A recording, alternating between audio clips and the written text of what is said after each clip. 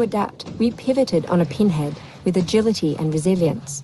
We thrived in the face of adversity, dug deep, converted obstacles into opportunities, and emerged with an invigorated mindset and a new resolve. And, as we've always done throughout our history as a profession, we harnessed that resilient spirit and passed it on to members, students, employers, global economies, and society as a whole. Out of disruption and chaos, we did what we always do. We led. We were influential advocates for COVID-19 relief and economic recovery across the globe, becoming the go-to resource for news, tools, guidance, and learning. We rolled out the CGMA Finance Leadership Program globally, a new online pathway to the CGMA designation, and launched remote testing of CIMA qualification exams for the first time. And we introduced new learning resources and tools on data analytics, digital strategy, and managing risk, shifting all CPD events to virtual platforms to prepare members to be future ready. We also ramped up our support for environmental, social, and governance reporting and assurance and risk mitigation, central issues to the profession's future role. On the jobs front, we posted nearly 1.3 million positions in the US, the UK, Europe, Asia, and Africa on the Association of International Certified Professional Accountants Global Career Hub. And as always, we kept our focus on advancing diversity, equity, and inclusion in the profession. We've brought confidence to individuals, organizations, and the world's financial systems. Our foresight and preparation helped transform our organization and the profession during this crisis. Change won't ever stop, but we can ride the momentum of this moment and create trust, opportunity, and prosperity in new, innovative ways. We were ready, we adapted, and we will continue to thrive.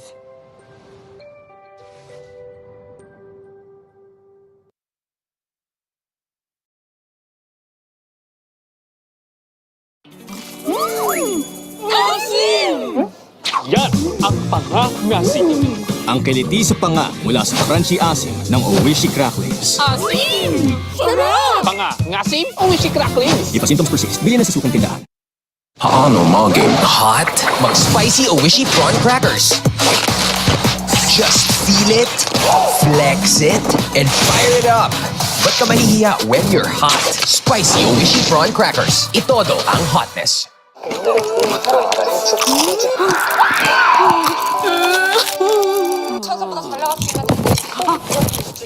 Nilaman ng kakanood magdamag, lumamon ng Oishi Crispy Patata. Lalamunin mo sa sarap. May something.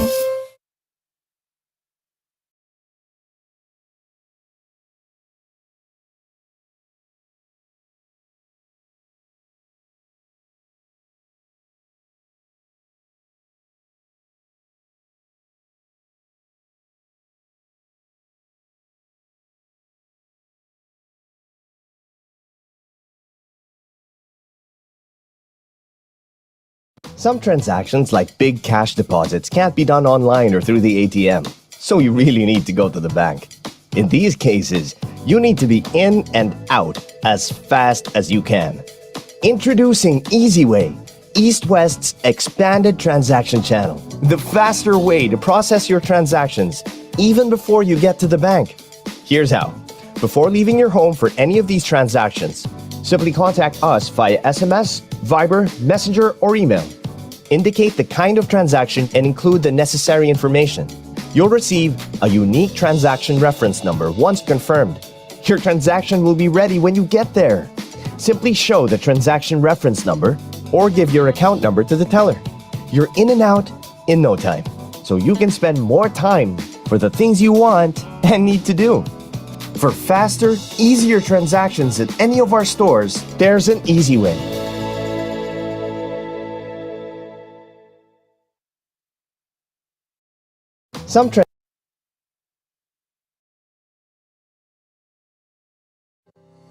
Narito ang ilang common challenges sa pag-generate ng financial reports manually.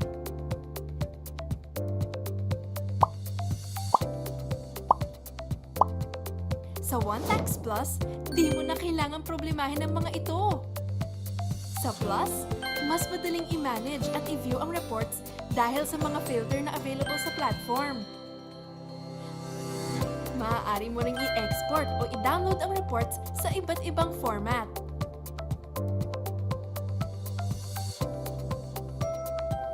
At pwede mo ring i-drill down ang total at i-reclass ang mga transaction. Narito ang pwede mo pang ma-experience sa paggamit ng OneTax Plus. Ito naman ang mga financial report na pwede mong i-generate sa platform. Easy lang, di ba? Pag in-automate ang financial reports sa OneTax Plus. Sign up na at plus.one.tax.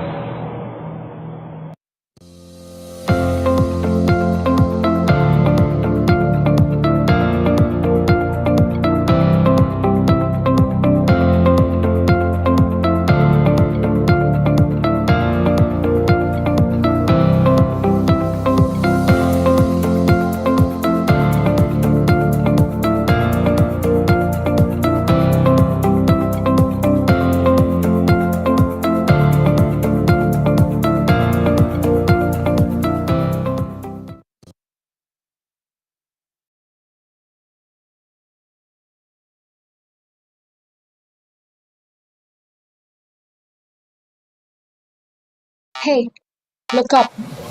Mark your calendars this December. The solution that lets you work anytime, anywhere, while being compliant with the Bureau. But here's the best part. It has optical character recognition. Be online all the time, whenever and wherever you like. Experience Cloud9 with Q&E Cloud Accounting.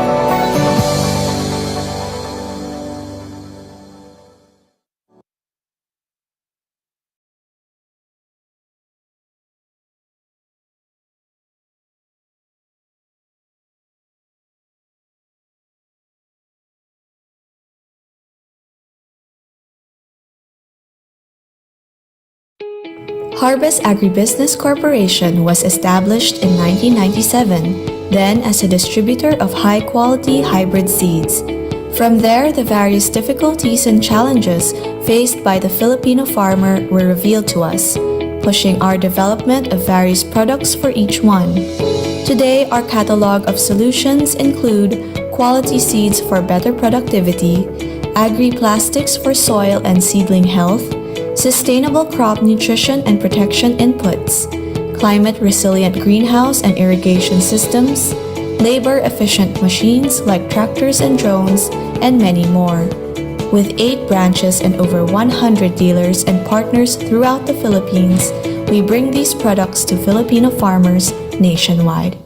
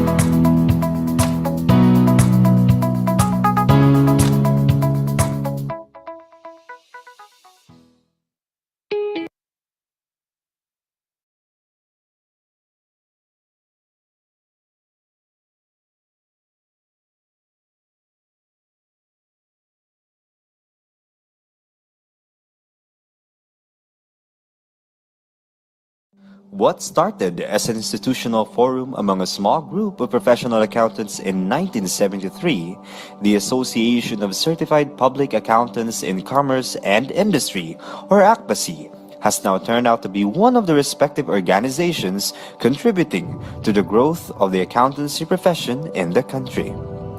Composed of CFOs, comptrollers, finance officers, chief accountants, internal auditors, and officers and staff in finance and other departments of top private corporations, ACPAC remains to be the biggest and premier organization of CPAs in commerce and industry sector, primarily serving the professional development needs of its members, as well as advancing the relevance, value, and ascendancy of the accountancy profession in order to continue to be an indispensable ally of the government in nation building. Through the years, ACPAC continues to seek and pursue effective ways of advancing and upgrading the professional development of professional accountants in the commerce and industry sector through seminars, training, discussions, research, and dynamic exchange of knowledge among its members. ACPAC assists its members in addressing common problems in accounting, information system, business finance, administration, and management, and help them render sound, effective business decisions.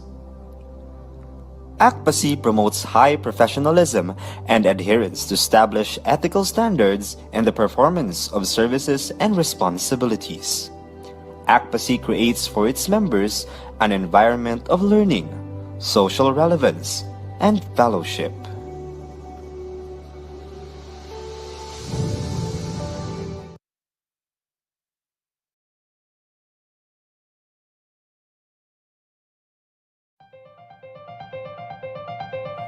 Accountancy has been acknowledged as the driver of all economic enterprises and accountants, the recognized guardians of business and industry.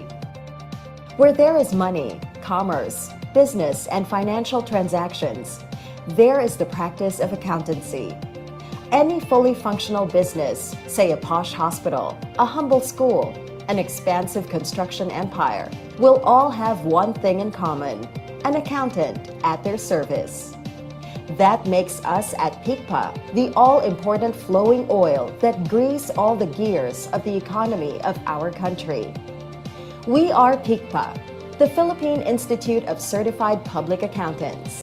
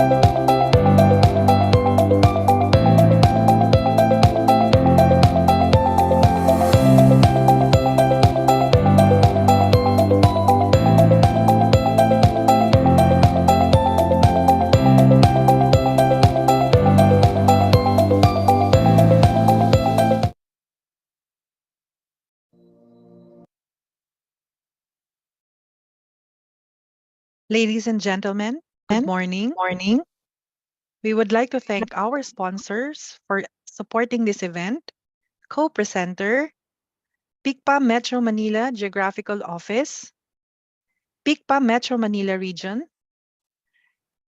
Chartered Institute of Management Accountants, CIMA, Oishi, oh wow, Liwayway Marketing, Bopi Manufacturing Corp, East West Bank, One Tax, our silver sponsors, AB's Second Institute of Accounting Philippines, Boys and Paint Philippines Inc., Court Meridian Hotel and Suites Subic Bay, Clio International Marketing Corp., Nutritive Snack Foods Corporation, Progressive Poultry Supply Corp., UNE Software Philippines, Seabass Carriers Inc., TOA Global, our bronze sponsors, Asian Institute of Taxation, Harvest Agribusiness Corporation, Strategic Dimension Strategic Dimension Company. We would like to inform everyone that there is a career fair corner in the Huva platform where you can visit job postings and job offerings with our sponsors. All the video presentation in this summit can be accessed within 3-month period from the date of publication here at Huva platform. So you can watch it over and over again using the link we provided you in joining this summit. We would also like to inform everyone that you will earn a total of 15 CPD units from this summit or 1.5 CPD units per session. We will issue you a certificate of attendance to support your application for the CPD, but you must pre-register. This is the one that you accomplished through Google Form registration.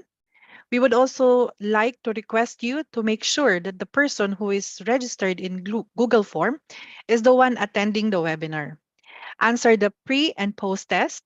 The links will be posted in the chat box later. Accomplish the post-evaluation survey through Google Form that we will launch after the closing remarks to entitle you to a certificate of attendance.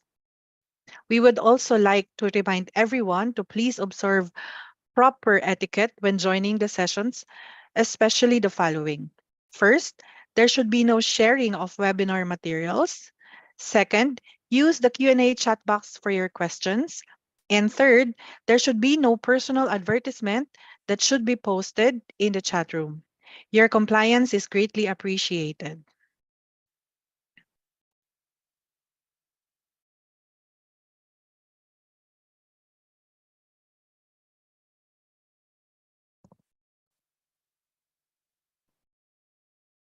All right. So as mentioned earlier, one of the requirements for you to completely earn the CPD units is your participation by answering the pre-test.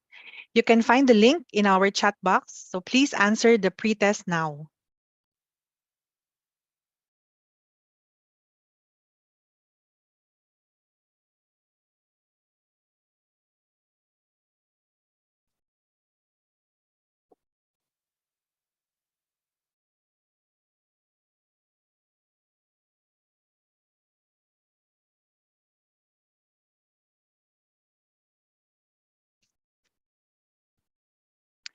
All right. So ladies and gentlemen, once again, good morning.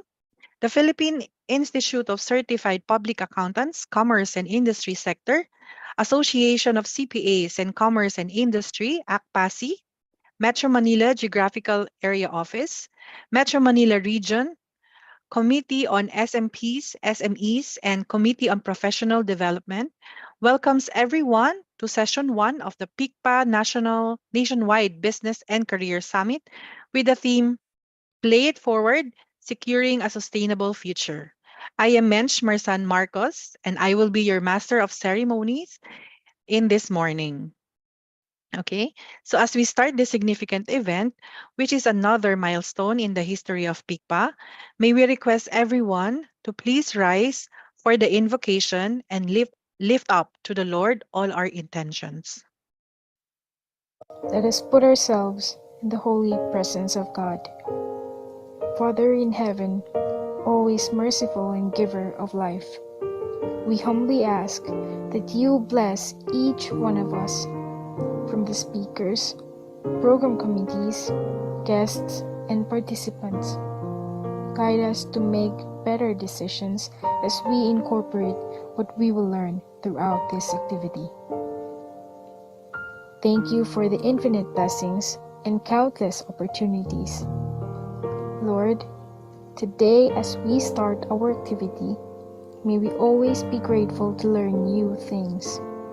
Shed the light of your wisdom and bless each one, especially our speakers, as they will share their knowledge to us. Through your mercy and grace, may peace and utmost understanding shine and dwell unto us. Almighty God, accompany each one and help us concentrate for us to gain more knowledge as we listen attentively. This we ask in your name. Amen. Okay. So to formally open and warmly welcome us in this summit, may I call on the ACPAC President, Mr. Afat C. Martinez Jr., to deliver his welcome remarks. Sir Afat. Okay. Good morning, Menchi. Thank you very much for that.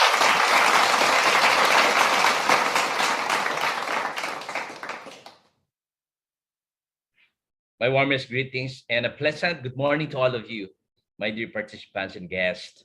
So my respects and gratitude to all of you for joining us in this first Nationwide Business and Career Summit, mounted by PICPA in partnership with the organization I am representing, ACPAC, or the Association of Certified Public Accountants in Commerce and Industry, as well as with PICPA MMR and PICPA Geographical Area Office. To all our guests today, PICPA and ACPAC officers in the room and in the WUVA as well, esteemed guests, friends, ladies and gentlemen, good morning.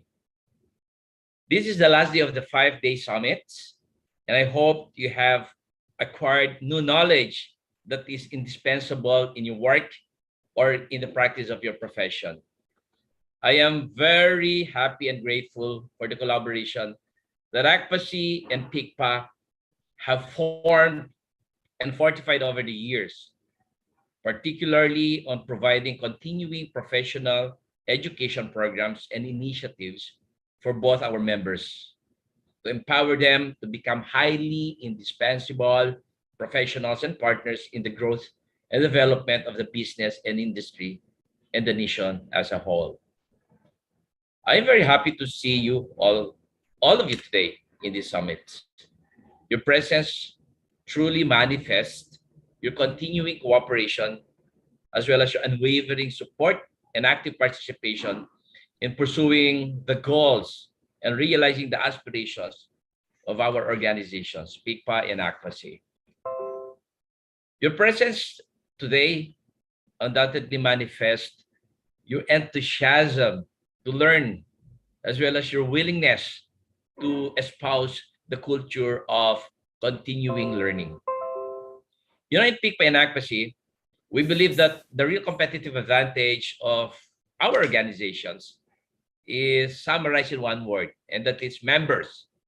The members are the pillars on which everything rests and from which we realize all our goals that are geared towards the promotion of the personal and professional well-being of every professional accountant and financial professional, as well as the advancement of our organizations in general. And it is for this fundamental reason that PICPA and ACPAC have been collaborating to mount and to conduct events like this to ensure that your professional development needs are met, to ensure that all of you reach your full potential as CPAs, thereby enhancing and sustaining your relevance to your clients, to your organizations, and to the business industry in general. Today, we are confronted with numerous and various challenges, from matters covering commitments to risk management, from volatility of laws and tax regulations, to the demands of technology, from data analytics to data privacy, and of course, Let's not forget about the IT revolution that continues to wreak havoc in our daily lives and in our work, and more developments, in fact. All these form part of the demand for new knowledge and new competencies that will make each and every one of us relevant at all times. There is a lot to learn and unlearn indeed for us to be able to thrive in this new environment. We should upskill ourselves for us to be able to compete head on with our counterparts in the globe. We should reinforce ourselves for us to remain relevant and needed at all times. And PICPA and ACPAC always collaborate to help you do all this. PICPA and ACPAC are here to help you become more relevant in the civil society and in our profession particularly. PICPA and ACPAC are here to help you prepare for the daunting challenges and greater demands of our volatile economy. And again, I will stress that this is the very reason why PICPA and ACPAC are holding this event. This is the reason why we pursue continuing professional education and initiatives like this to help you stay relevant in the face of everyday challenges. Once again, thank you, PICPA, for always collaborating with ACPAC in pursuing worthy projects for the common good of our members and our organizations. The first 4 days of the summit have been very fruitful, undoubtedly. The first 4 days have indeed opened for the participants new and relevant learnings or new and relevant learning opportunities. Today, the last day of the summit, the 5th day, promises to be another fruitful and productive learning opportunity for all of us. And let's sustain that enthusiasm and passion to learn. And together, let us just simply seize this day. Thank you very much. And let's always keep in our hearts that in all things, God may be glorified. A pleasant morning to all of you once again. Back to you, Menchi. Thanks, Sir Flor. Thank you, Sir Afat. Moving on to our technical session 1, which will dwell on the topic, computerized accounting system. A very timely discussion indeed. To introduce our resource speaker, may I call on the PICPA Southern Metro Manila Chapter President, Ms. Consuelo O. Cadelina. Ms. Connie? Hi, thank you, Mitch. Good morning, everyone. I'm not sure how many attendees do we have in Buga. Our speaker started her career path by acquiring her degree in accountancy from the Polytechnic University of the Philippines in 2008. And that is one of the reasons why she's a favorite resource person for topics ranging from accounting and computer application to adapting to change and working from home, which has become the norm or almost norm for the last 2 years. She joined Q&E in 2018 as a team leader in the sales department and was promoted to assistant manager in 2021 despite the COVID pandemic period. And a year after that, she was recognized for her work performance and was promoted to channel sales manager. As such, she collaborates with different industries to create opportunities, expand the network, and attain the highest potential of the organization.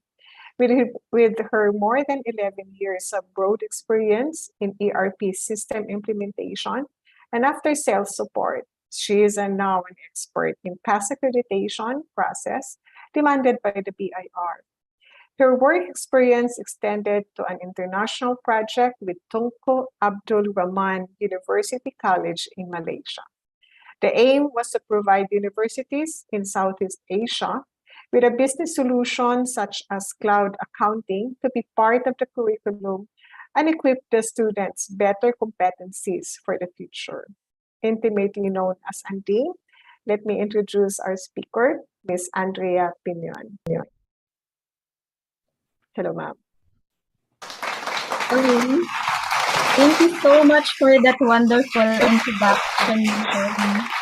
Really appreciate it. And thank you to Philippine Institute of Certified Public Accountants in Commerce and Industry, and in collaboration with different organizations, for once again inviting QNE to conduct this very timely talk about computerized accounting system. All right, so but before I proceed on my discussion, so I would like to inform you that us from QNE Software Philippines would like to offer a free accounting system through our raffle draw. Ayan. So for those who are interested to join our raffle and avail this Q&A Accountants Program, feel free to visit our booth and then leave nyo lang po yung inyong contact details doon. Then someone, of course, will acknowledge it, and later on, we will do draw the raffle, and then we will announce the winner on our Facebook page. So again, yung prize po natin is Q&A Accountants Program. So this is a bookkeeping system na cash ready. So pwede nyo siyang i-apply for computerized accounting system.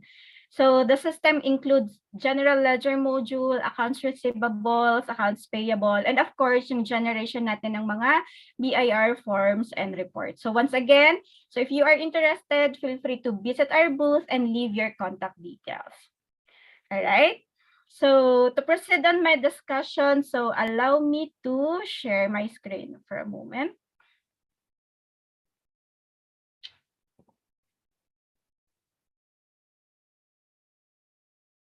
Ayan. So, I do hope nakikita niyo na po ang aking screen.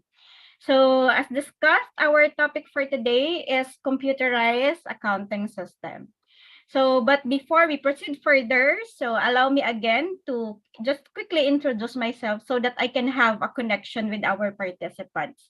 So again, I welcome all our participants in this PICPA Nationwide Business and Career Summit. So I am Andrea Piñon, the Channel Sales Manager of QNE Software Philippines. So more details was discussed a while ago by Ma'am Connie, and I've been with QNE and working with QNE since 2011. So that's 11 years already in the software industry.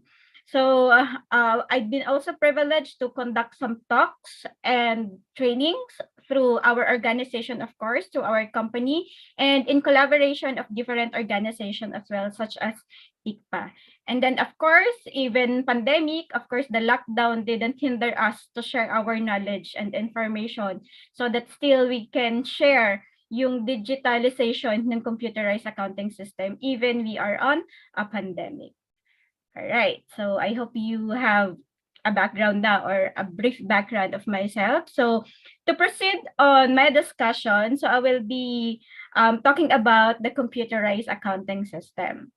So before natin i-discuss further yung objective natin on how all our participants will be informed kung paano tayo magpo-proceed on the computerized accounting system and its application to the Bureau. So bigyan ko lang kayo ng a little background on different book of accounts registration. So we have 3 types of book of accounts na nire-register natin kay DIR. So the first one is the manual book of accounts.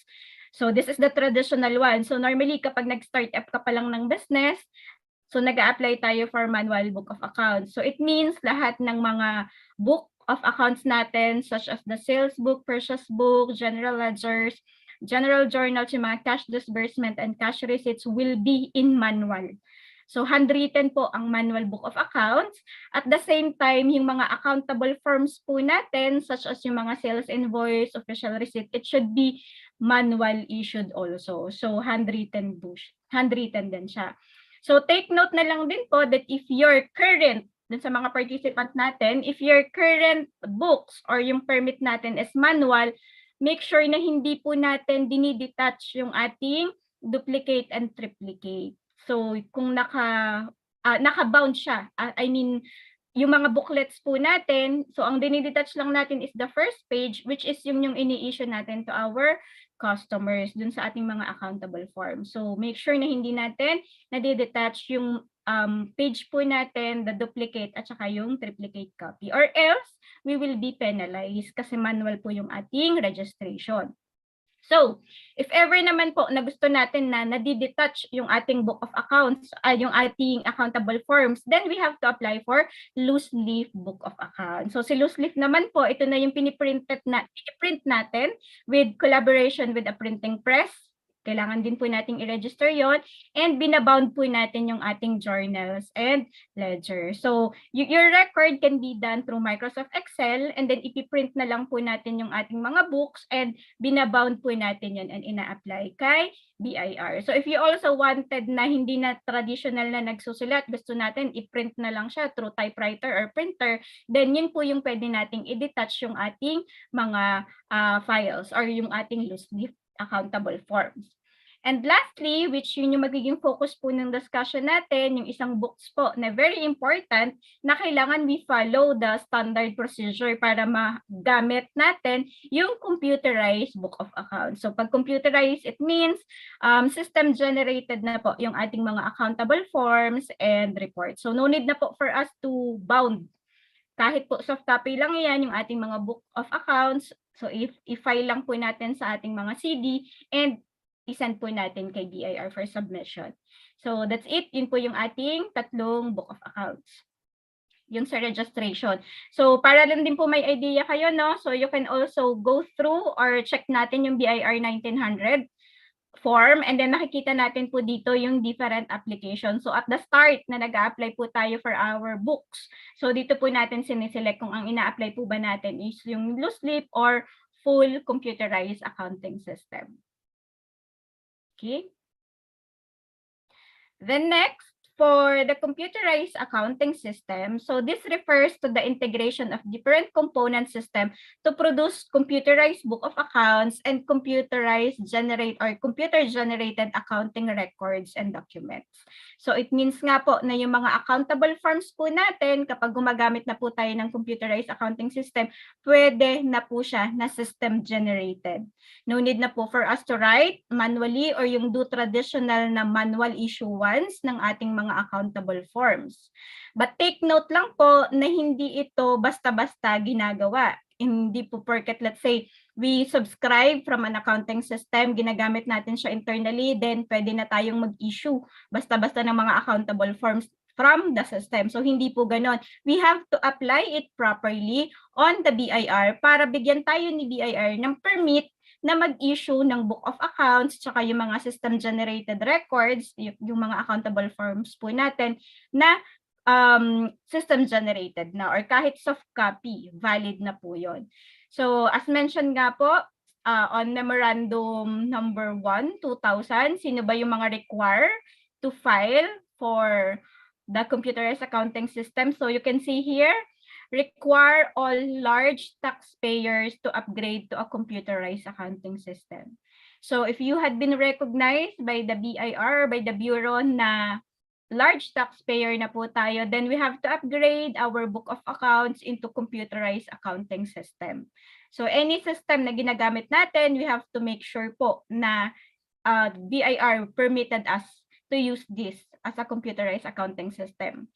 And of course, hindi lang naman po siya limited to the all large taxpayer, but of course, even you are in a small and medium-sized business, you can also choose to adopt the computerized accounting system as long as, of course, nagpa-follow tayo dun sa ating compliance or dun sa mga requirements.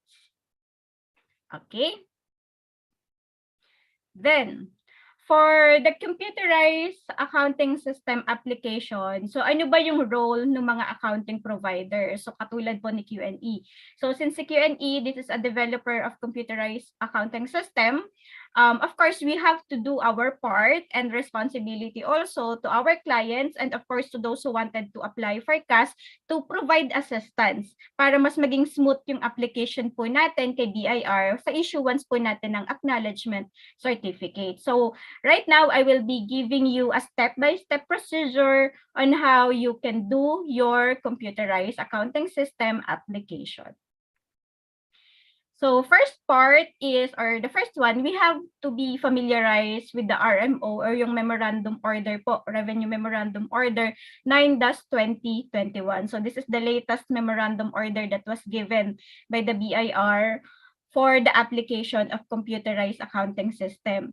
So inclusive of this RMO, meron tayong mga different annexes na kailangan pong i-prepare. So hindi lang po siya basta pupunta tayo sa BIR, fill up tayo ng 1900 form, and that's it. Forward na lang po natin. No, kasi we have different annexes na kailangan po muna natin i-provide at to make sure na complete po yun before po tayo mag-submit. Else, magpapabalik-balik po yung ating application at madidelay po tayo kung hindi siya complete. So for us to have an idea on how to complete our registration, so I will be sharing at 3 quick and easy steps. Kung gumagamit kayo ng Q&E, so very easy na po yung application po natin. And if you have your other accounting system na ginagamit, so you can also follow this one kasi same lang din naman po yung procedure po natin. So the first one, of course, we have to download the BIR annexes documents. So pwede po namin i-share. Ito, kung kayo po ay Q&E user, yung ating mga annexes. And from Q&E, pre-formatted na po yun, or I mean, pre-fill up. So may naka-details na po na naka-indicate related po doon sa software or technical requirements. Then of course, the client or the taxpayer have to fill up all the annexes. So later on, I will also show you yung sample annexes na may complete fill up para meron po kayong reference. And lastly, client to create a sample database. So kung gumagamit tayo ng Q&E, mag-create tayo ng sample database, mag-generate po tayo ng mga forms and reports. Kasi one important na requirement ni BIR, we have to submit yung sample format po ng ating book of accounts at saka po ng ating mga accountable forms. So later on din po i-discuss ko ano ba yung mga important part doon sa accountable forms na kailangan, yung kasi yung chine-check lagi ni BIR na kailangan complete na siya at on point or else ibabalik po sa atin ni BIR and magtatagal po kasi may mga revisions. Okay, let's move forward with the annexes. So the first annex under dun po sa ating revenue memorandum order. So we have here the Annex A. So it pertains to the checklist of documentary requirements. So ito, highlight na lang po namin.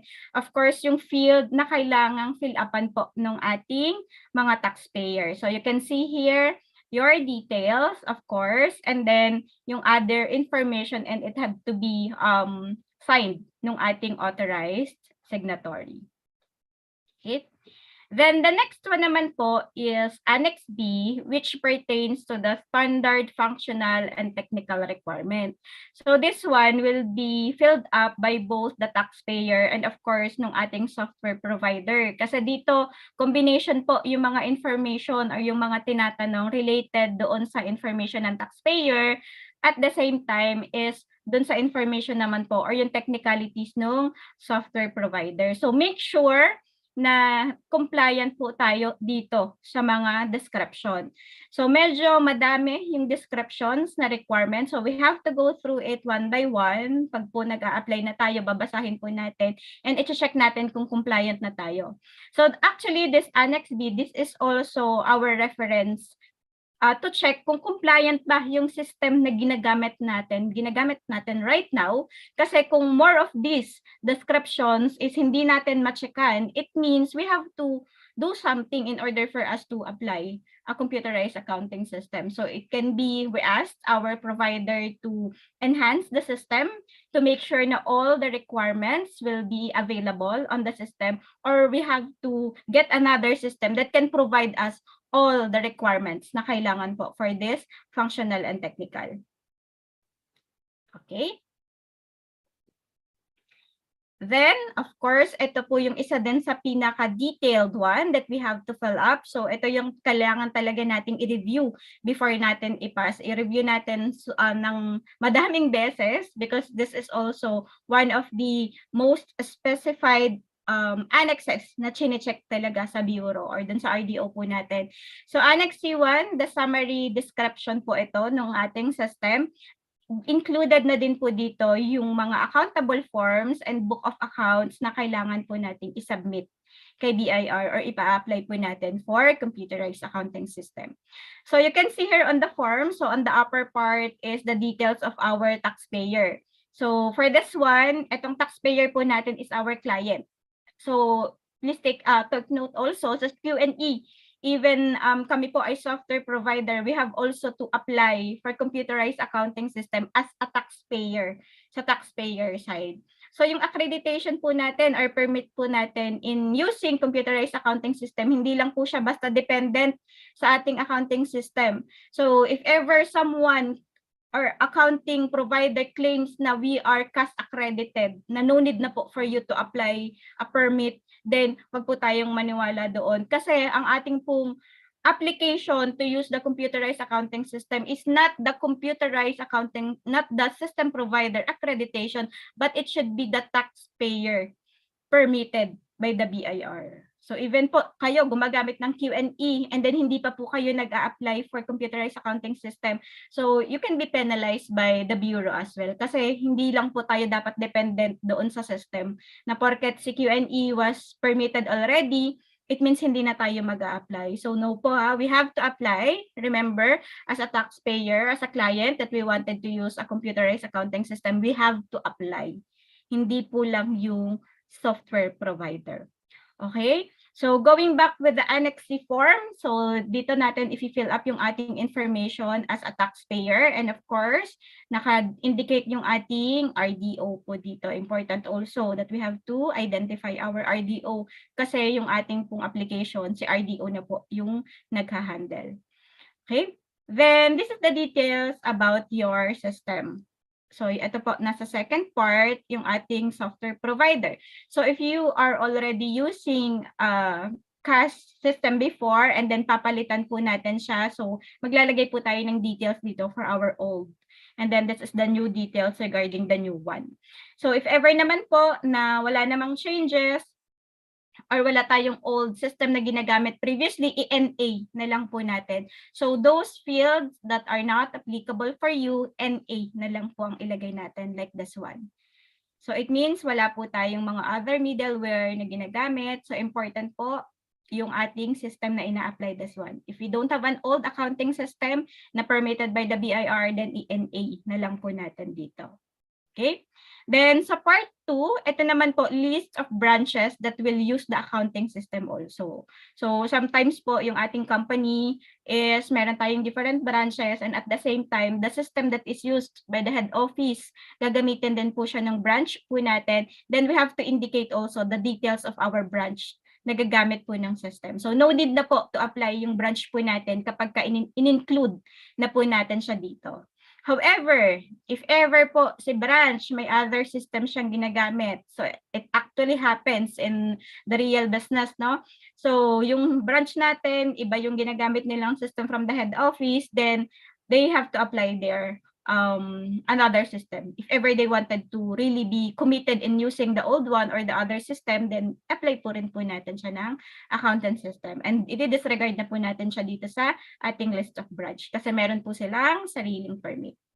Right? Then for the part 3, so important also that we have to identify here yung ating mga book of accounts.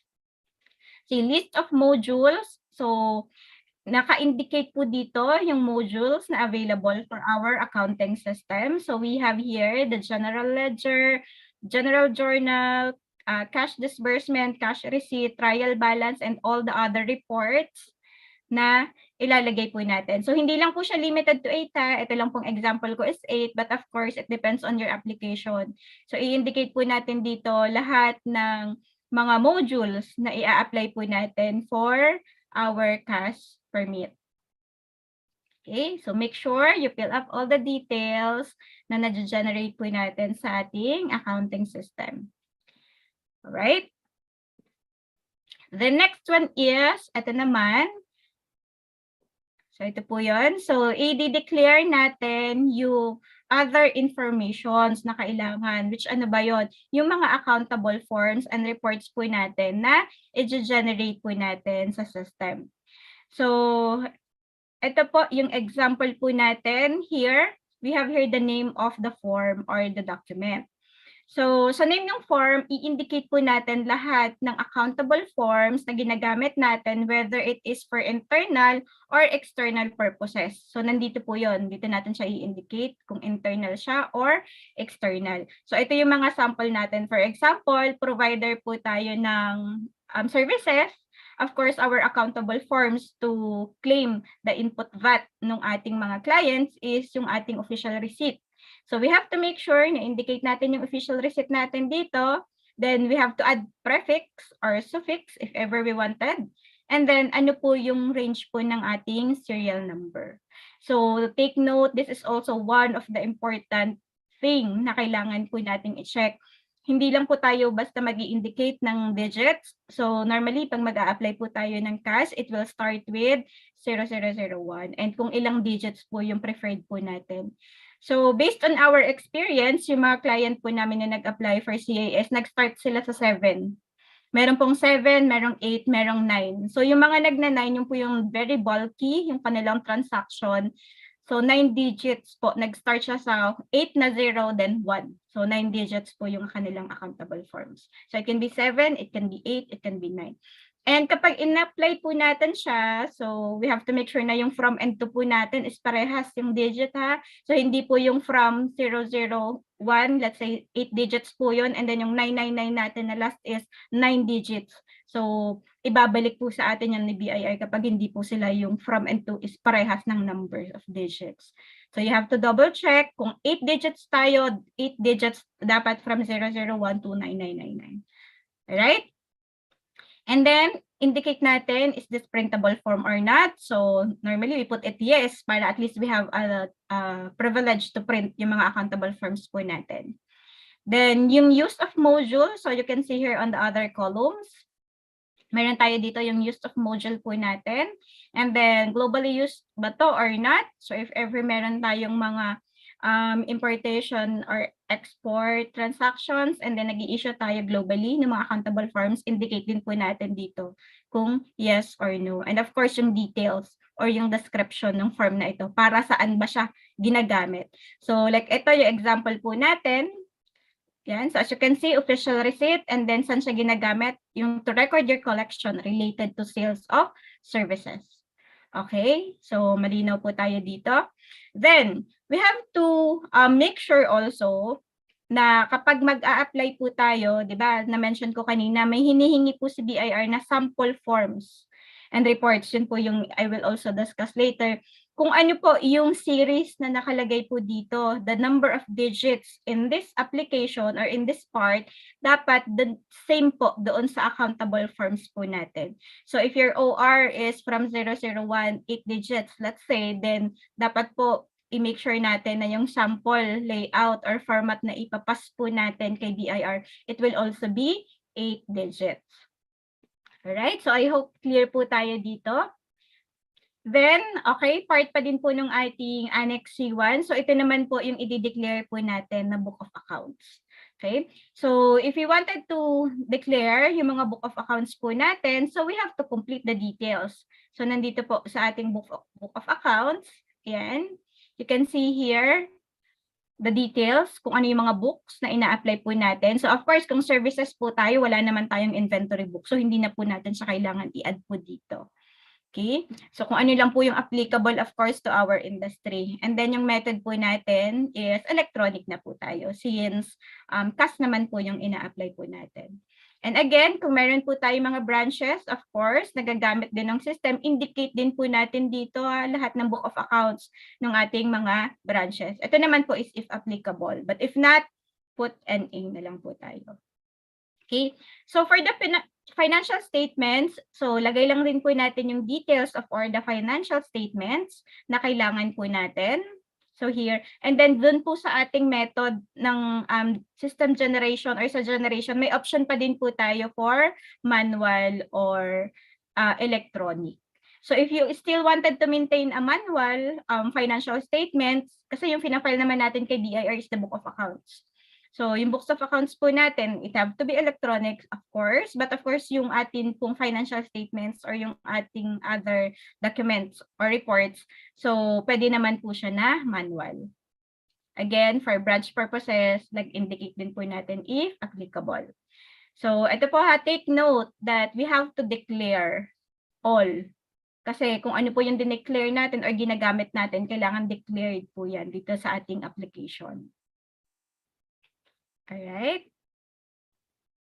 So, Part C, we also have here other accounting records to be generated. So if you have other forms and reports na gusto po natin, of course, i-apply or indicate, lagay din po natin siya dito.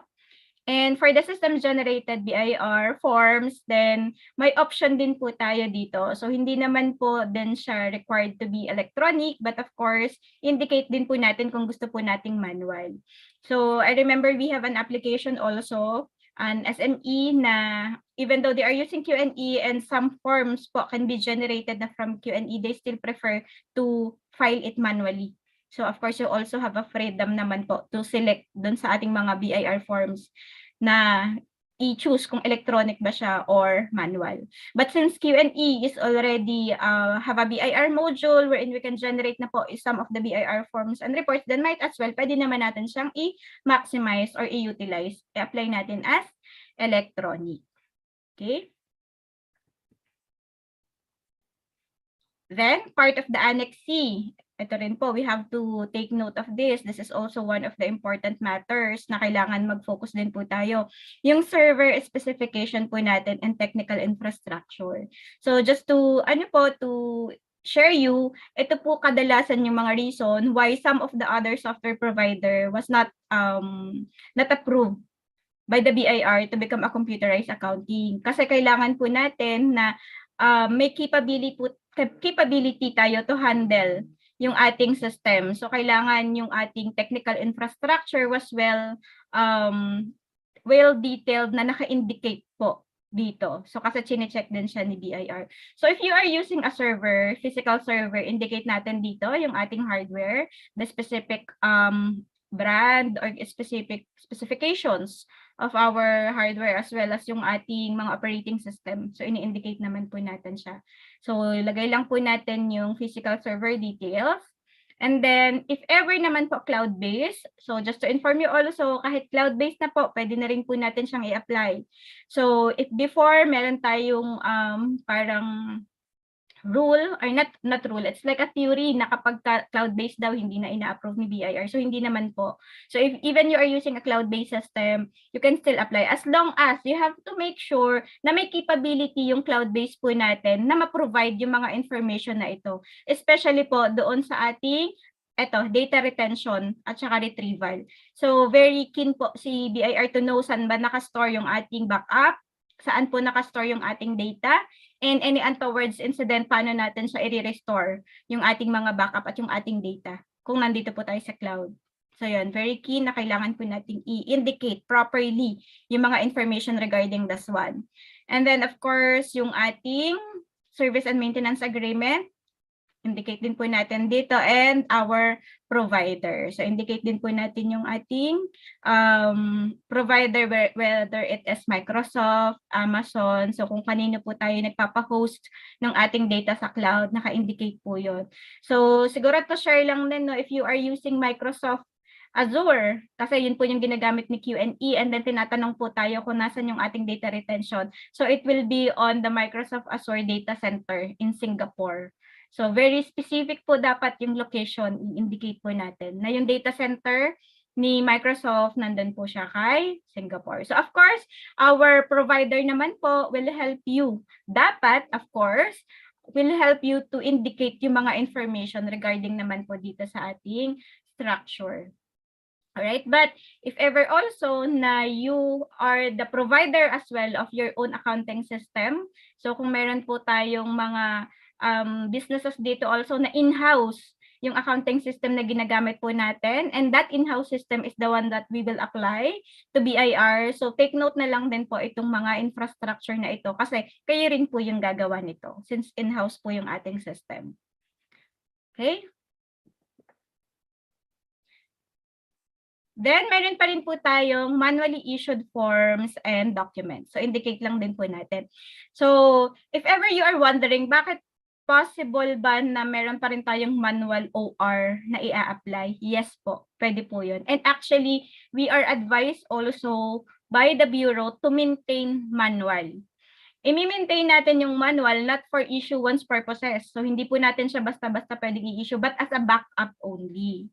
So, mag-i-issue lang po tayo ng official receipt manually in case po na let's say nag-down po yung system na ginagamit natin and hindi po tayo makapag-move forward with our operation, then we have to use our backup OR.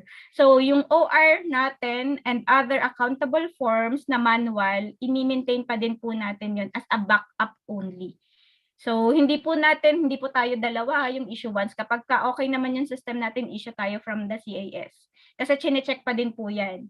And of course, for us to make sure na pag in-assess tayo is hindi tayo nag-i-issue ng manual na OR kasabay ng system, chine-check po yun. So kaya naka-indicate pa din dito yung details of our manual kasi chine-check din siya.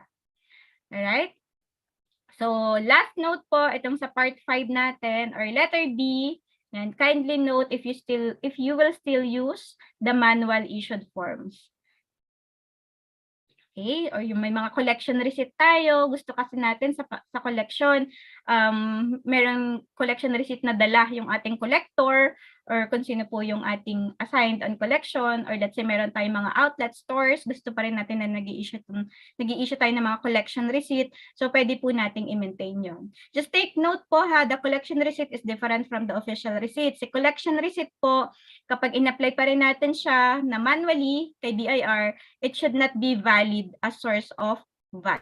So, hindi po yun pwede na through collection receipt nakakapag-claim na po ng VAT. So, official receipt lang po yun. So, we have to make sure na may mga labels na ganun po yung ating mga manual forms. Okay? Ayan.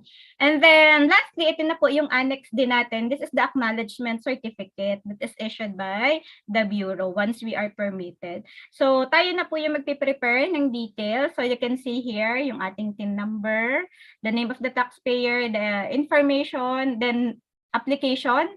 So, for example, the type of application or the system that I will apply is the computerized accounting system. This is the software name, CQNE Optimum, the version. Important also that we have to indicate the version po kasi itong version na to, if ever there are changes on the version, you have to reapply para po for updating. So, not reapplying the permit but for update. Kailangan pa rin po nating i-update kasi yung version na in-approve, yun po yung gagamitin natin for the issuance po ng ating mga accountable forms and book of accounts. And once that we are acknowledged already by the BIR to use the computerized accounting system, isa-sign lang naman po nila ito and stamp po natin. Okay, so as simple as that, yung ating application. Okay, so the next annex is the Annex E. So this is a joint sworn statement. So we're in as a taxpayer, indicate natin yung ating information dito. Of course, kung sino po yung ating authorized signatory who will sign yung mga documents po natin na ipa-file during application. So, yun po yung ilalagay po natin dito na details. Dun sa name of the applicant po natin. And then, of course, dun sa baba naman po, yung ating software provider, kung sino rin po yung signatory or allowed to sign yung mga documents po natin on the software provider part. Okay, so nandito po siya sa second part. Then, here also, ito po, may mga details na naman po na naka-indicate doon sa format kapag nag-download po tayo ng Annex E. Then, we have to indicate lang din po dito. So, ito pinoprovide po to ng accounting provider po natin or the system provider. So, we'll use CASBA or CBA and yung other components. Okay. Then, next po natin. Ayan. So, review lang po ulit natin yung ating mga annexes. So, again, yung Annex 1 natin, the checklist of documentary requirements. Annex B, standard, functional, and technical requirements po natin na kailangan nating i-ready. Annex C, summary ng description or system description. Annex D, acknowledgement certificate. So, ito yung i-stamp na lang siya ni BIR para at pipirmahan. So, i-ready na rin po natin to. Then, yung Annex E po natin na joint sworn statement. So, if ever naman po na hindi ito joint, so it means, kapag hindi po, pag joint po kasi, it means naka-outsource po yung ating accounting system. So, the taxpayer, hindi po siya din yung provider ng accounting system. So, binili po nila to or in-outsource po natin yung accounting system. Then, joint yung sworn statement po natin. If ever the applicant po is also the system provider, like what I've mentioned nga po, in-house. So kayo po mismo, in-house in your company, kayo din yung nag-develop, then sworn statement na lang po yung isasubmit po natin. So that's a different one. So hindi po siya joint, sworn statement only. So that is the difference po. Okay? So for the system preparation, so ito po yung next part po natin. So by the way, if you have question po dun sa ating mga participants, so I think on our WUBA, meron tayong chat box dun wherein we can also key in our questions. Then later po on the Q&A part of our talk, then discuss po natin yung anyong mga katanungan. Okay? So for the system preparation, so una, ayan, mag-generate tayo ng mga sample forms and reports. So kapag na-ready na natin yung ating mga annexes, then we have to prepare yung mga sample format. So kaya kung nakita nyo kanina dun sa ating 3 quick and easy steps sa part 2, sa part 3 meron po dong makikreate tayo ng sample database. So as a software provider po kay Q&E, nire-ready na po natin to. We are assisting our client to create a sample database for them. Naka-indicate na din po dito yung mga company profile po nila, and then magki-create po tayo ng mga sample transactions na i-generate po natin for our sample forms and reports. Okay? For a moment. Ayan. So, ito po, may note dito, minimum of 6 digits for transaction number. So mag-start po tayo ng OR. Then yung ating digits, hindi po kasama yung ating prefix or suffix. The digits is for the number only. So 1, 2, 3, 4, 5, 6. Naka-exclude po yung OR dun sa total number of digits. So it can be minimum of 6. Then the running number po must be the same, katulad nga po dun sa na-declare natin on our annex. Then, generate tayo ng mga print out forms and reports. Kung ano po yung dineclare natin, so if you will remember yung sa part C po nung ating Annex C1, meron po dong lahat ng mga accountable forms that you wanted to generate from the system, whether for external or internal use. So make sure na lahat ng in-indicate natin na accountable forms po, ipiprint po natin yon. So whether it is a billing invoice, sales invoice, cash receipts, collection receipts, or official receipts po natin, and then yung mga internal po natin na purchase request, purchase order, meron tayo nun, indicate po natin yun one by one, and we have to print it one by one. Kasi whatever po yung dineclare natin na forms and reports on the Annex C, it should be also the one that we are going to print out, yung mga sample forms po natin. Then for the reports as well, yung mga book of accounts po natin. Yung books of accounts, complete din po dapat yon. May data, of course. So hindi po tayo pwedeng mag-send ng blank na nakalagay lang yung header, then walang transaction. Kaya nagkikreate tayo ng sample database. So that's how Q&E handle po yung ating printing. So nagkikreate tayo ng sample database, then hini-help natin si taxpayer to create sample transactions na gagamitin po natin for filing ng ating mga system-generated forms and reports. So may laman po yun. So at least 3 or 5 transactions will do. So as long as may data po yung ating mga forms and reports. Then number 3, generate audit trail report. So he must not show modified and deleted transactions. So sa system po natin, meron tayong go to inquiry and then meron po dong audit trail. So if you are using the Q&E, so our team will assist you para ma-generate yung audit trail. And take note po ha, no modification and deleted transactions. Another thing that I wanted to share, so once po na gumagamit kayo ng Q&E and you are permitted na to use for computerized accounting system, dinidisable na po natin yung delete function. Kasi sa BIR, ayaw niya po nung may delete function. So, hindi kasi tayo allowed to delete transactions. So if ever may mga changes, yung modified, we can still do modification but for descriptions only. So, for example, nag-i-indicate tayo, kunyari, payment voucher for, nalagay natin yung details, and nagkamali yung spelling. So, pwede naman po natin siyang i-amend. Sa audit trail naman po, makikita natin what are the values or the details na in-amend from old to the new transaction. So, naka-indicate siya sa audit trail natin. Pero very, very minimal lang po dapat yung ating modification, and naka-restrict po dapat yung sa mga values na or yung sa amount na yun po yung i-edit. But the description, yung mga labels, yes, we can still do that. But naka-indicate po yun sa ating audit trail. So if ever, for example, may transaction tayo, and then nagkamali yung inyong bookkeeper to type the values, then we have to create adjusting entry para po ma-redo or ma-correct natin yung mga errors or mistake na nagawa during the encoding.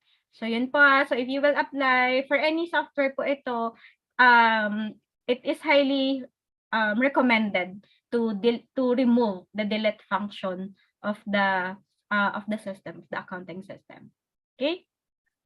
Then for Q&A part po, so if you are user of Q&A, submit lang po natin kay Q&A or dun sa ating team lahat po ng mga accountable forms and reports kasi i-verify po yan ni Q&A before nyo po i-submit kay BIR.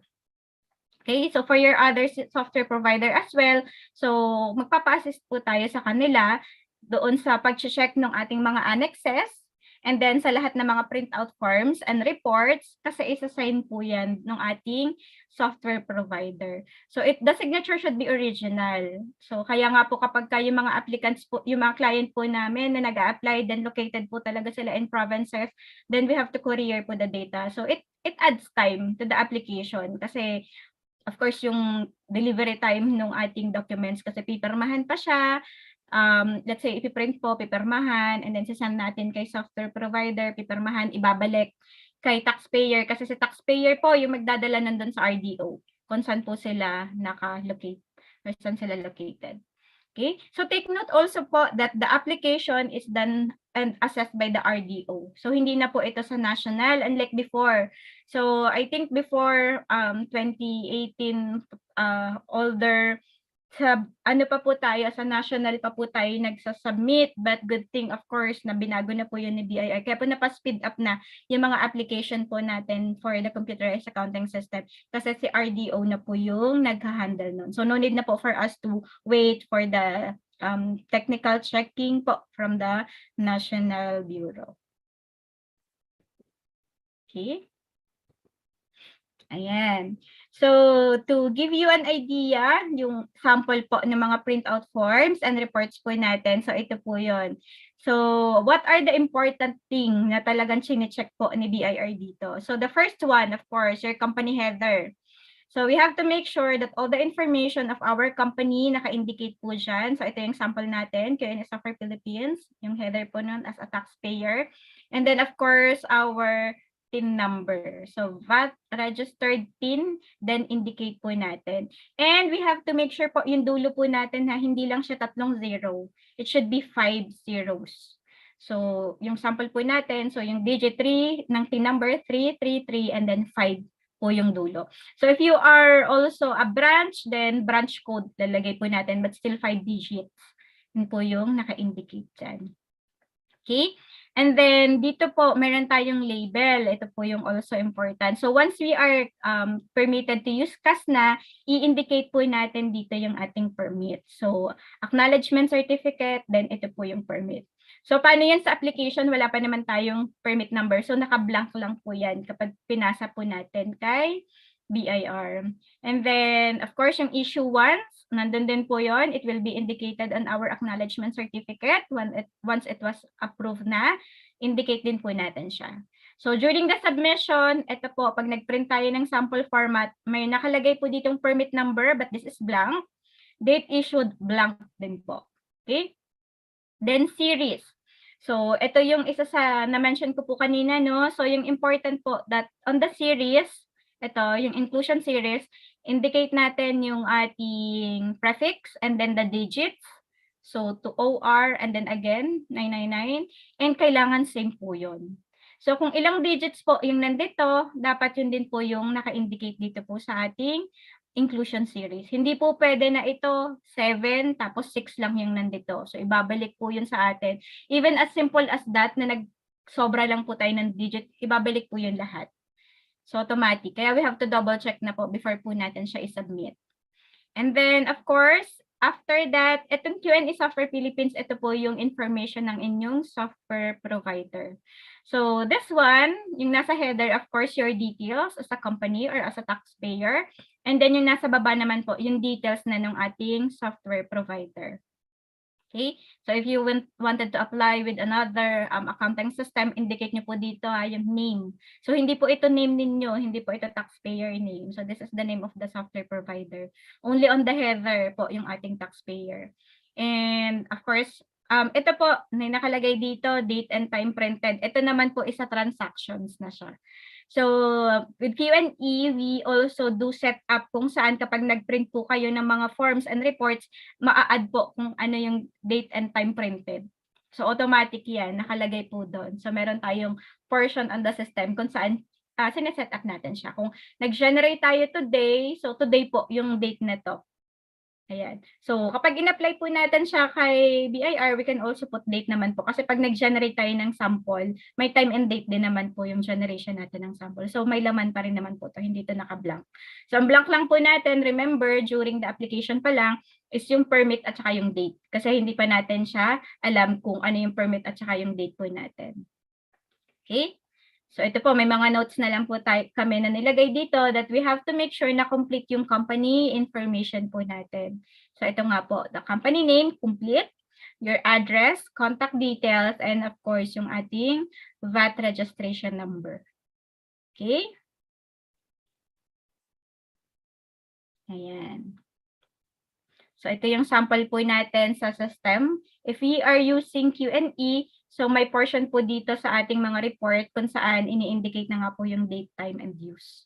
So no need to worry po na ito hindi natin siya ma-provide. No, we can po. So if ever your existing accounting system don't have this one, kasi important din po also ito sa trail ng ating forms, then we have to request them to improve or enhance the system. Na kailangan po kasi provide talaga siya sa printout na may date and time ng print po natin kapag nakakas na po tayo. Okay? The next naman po is yung ating mga accountable forms. So as I've mentioned, pag nagpasa po tayo ng accountable forms, you have to make sure na may transaction. So you can see even 3 transactions lang po yan. So okay lang po yun as long as may laman dapat yung forms na isasubmit po natin.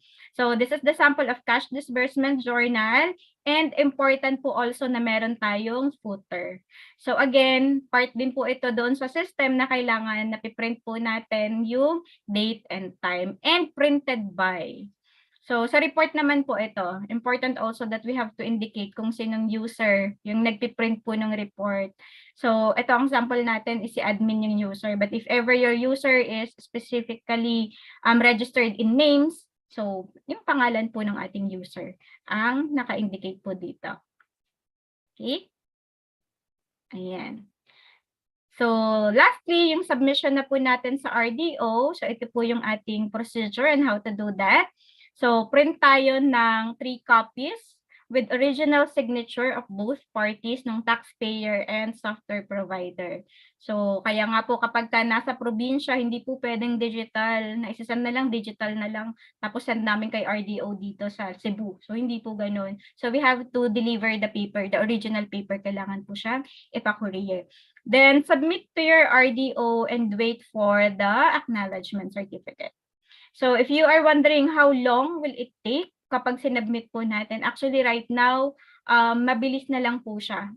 But of course, it will depend on your RDO. Kasi based on our experience, different RDO, different po yung timeline for the permit or for the signing nung ating acknowledgement certificate. So we have experience after 3 days. So chinek muna namin, make sure na complete. Then after 3 days of submission, pinigay na po sa kanila yung acknowledgement certificate. Some takes a week and then some take 2 weeks. So it depends po on the RDO. And then, should approve na po tayo if you are using Q&E. So for all participants natin right now na gumagamit po ng Q&E, and currently meron tayong application. So remind ko lang din po kayo na kapag na-approve na tayo, inform niyo po si Q&E na na-approve na po tayo. Then you have to send us the copy of your acknowledgement certificate kasi we will do the implementation of the BIR CAS approved database. So ayan, a reminder na lang din po to our participants. Then if you are planning to apply pa using Q&E, then make sure naman na lang din po na to reach out Q&E for the assistance. Okay? So, ina-notify po natin yung ating software provider kasi we have to make sure na yung data na i-create na po ng ating software provider will be the CAS approved na. Including na po doon yung mga system generated forms and reports format. Same format po dapat nung sinubmit natin kay BIR. So kung ano po yung mga kanina, yung sample natin na OR, yung permit na yon, iaayos po kasi natin siya, i-update natin, i-indicate na din po natin doon yung acknowledgement certificate number and of course yung ating date of issuance. Okay? And then, magsasign po tayo ng post-approval form to be given by the Q&A team. So, in our part po kasi, we add this one kasi it's important po also na we have to be BIR compliant. So, we have to make sure na kung ano man yung agreement that we have discussed during the application is yung pa rin po yung gagawin natin in both parties. For example na nga lang po niyan. Diba? As I've mentioned, bawal yung deletion ng transaction. So, in-inform namin kayo ahead of time before application na bawal na po tayong mag-delete ng transaction. So, kasama po yun sa post-approval. To make sure na you agreed na hindi na kami mag-delete ng transaction, hindi kami mag-edit ng transaction, and then meron po tayong agreement with that. So, it's for ano na lang din po, security of both parties kasi we never know, baka maano po tayo, ma-assess ni BIR, yung ating company as a taxpayer, and then we found out na, oh, bakit may deletion of transaction tayo. Then, at least, we have an agreement na hindi po tayo inallow ni Q&E or ng mga software provider po natin during the application pa lang. So, sinabi na po sa atin ahead of time yung mga pros and cons of being a CAS-approved taxpayer. Alright? So, after you comply with it, then congratulations kasi CAS approved na tayo. So, as easy as that. So, maghihintay lang talaga tayo ng approval from the Bureau. So, before I go on my next slide, gusto ko lang i-share yung sample filled up annexes para at least may idea po kayo like ano ba tong sinasabi ni Andrea na mga annexes. So, ito po, I will be sharing yung actual. So, ano na lang naman po tayo, quick na lang tayo. So, almost done. Ayan. So, this is really the actual permit ni Q&E. So, ito po, bago siya, 2018, I guess. Ayan, so bago siya 2021, we apply a new one. Kasi of course, CAS na po kami before, but since nag-update po kasi kami ng version ng system, we have to reapply. So, though mabilis na lang naman po yung procedure. Unlike yung first application po namin way back a few years ago. So, medyo ang tagal po talaga nun. But this one, so ano naman po siya, yung mabilis yung application po natin. So, ito yung sinasabi natin kanina, Annex C, this is Annex D na right now kasi nagbago na tayo. Kasi before, I think we are following the RMC 5 2021, but right now po kasi yung latest natin is RMO 9 2021. So Annex D na po yung ating acknowledgement certificate. So yan, naka-indicate po dito yung ating assessor or yung kung sino po yung nag-assess ng ating application kay Bureau. And then here, since wala naman po tayong branches, so, naka-indicate po dito yung ating mga data. Yan, lalakihan ko po para makita po natin. Okay. So, yan po yung sinasign ng ating ni BIR kapag po in-approve na po yung ating permit. So, ito po yung important also, yung system generated, kung ilan po yung naka-indicate po natin dito na forms, dapat lahat ng printout po natin ito. So kung nag-declare po tayo ng 10 accountable forms, including let's say yung mga payment voucher natin, in-indicate din po natin siya dito, kailangan po may print po tayo nun. So lahat nang di-declare po natin dito sa system generated forms, kailangan may naka-attach po siya na printout. Okay. Na yung mga printout naman po natin may header and footer na po. So, this is the Annex A. Ayan. So, naka-indicate din po dito yung details natin and may stamp, of course. So, this is the sworn statement. So sa part po ni Q&E, hindi po ito joint sworn statement kasi si Q&E, us as a taxpayer, we are also the system provider. So ganun po. But if you are a client of Q&E and mag-a-apply po tayo, joint sworn statement po, yung pipirmahan po natin. Kasi yung information po natin ni Q&E at saka information po ni taxpayer ang dapat po naka-indicate dito. Ayan. So we have to make sure na signed po yan and notarize yung ating mga details. So ito po yung mga sample joint natin. Sample joint sworn statement. Okay, so it should be signed. Okay, so ito naman yung summary ng system description. So naka-indicate. Ayan. So ito po yung old version kasi namin. So we have to apply for the new version. So if wala kayong version before or wala naman tayo naka-apply, so NA lang po yan. So anything that is not applicable, it should be NA. Okay. So I also want to show you yung sa ating infrastructure. Ayan. So ito po yung isa sa important information also. So, indicate natin dito yung ating infrastructure. So, yung ating server, physical server, at kung cloud naman po tayo. And then, ito po, yung important also. We have to indicate this one specifically. Paano yung backup procedure and disaster recovery plan? So this one also, makipag-coordinate po tayo if you have other system provider, coordinate tayo sa ating supplier. Then we have to make sure na ma-fill up po natin yung mga information. Step-by-step procedure.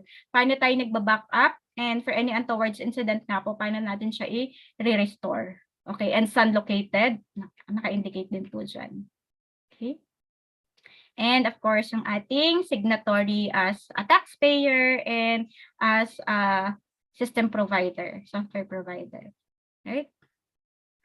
Okay. So, for Annex B, ayan, so medyo sana po nakikita natin. Scan copy po kasi ito ng actual document. Kasi original po yun. So, hard copy, then scan lang po natin. So, ito yung mini-mention natin kanina na this is the technical requirements that kapag final up po natin in collaboration with your software provider. Kasi may mga details po doon na of course, yung taxpayer, you are the one who can indicate kung complied ba tayo dito or not. And then, some information naman po doon na si software provider po yung makakapag-indicate kung complied ba yung system nila or not. So, yung descriptions po natin, we have to go through one by one and indicate po natin and maglalagay lang po tayo ng remarks. So, check po natin na compliant po tayo. So, ayan. So, ayan. So, may mga, if not, leave it blank lang po naman natin. So, BIR will comment naman po if ever na o bakit hindi tayo compliant. So, because this one naman po is not applicable for us. Kaya hindi na po namin siya nilagay dyan. So, anything na not applicable po for you, then okay lang naman po na leave it blank. Okay.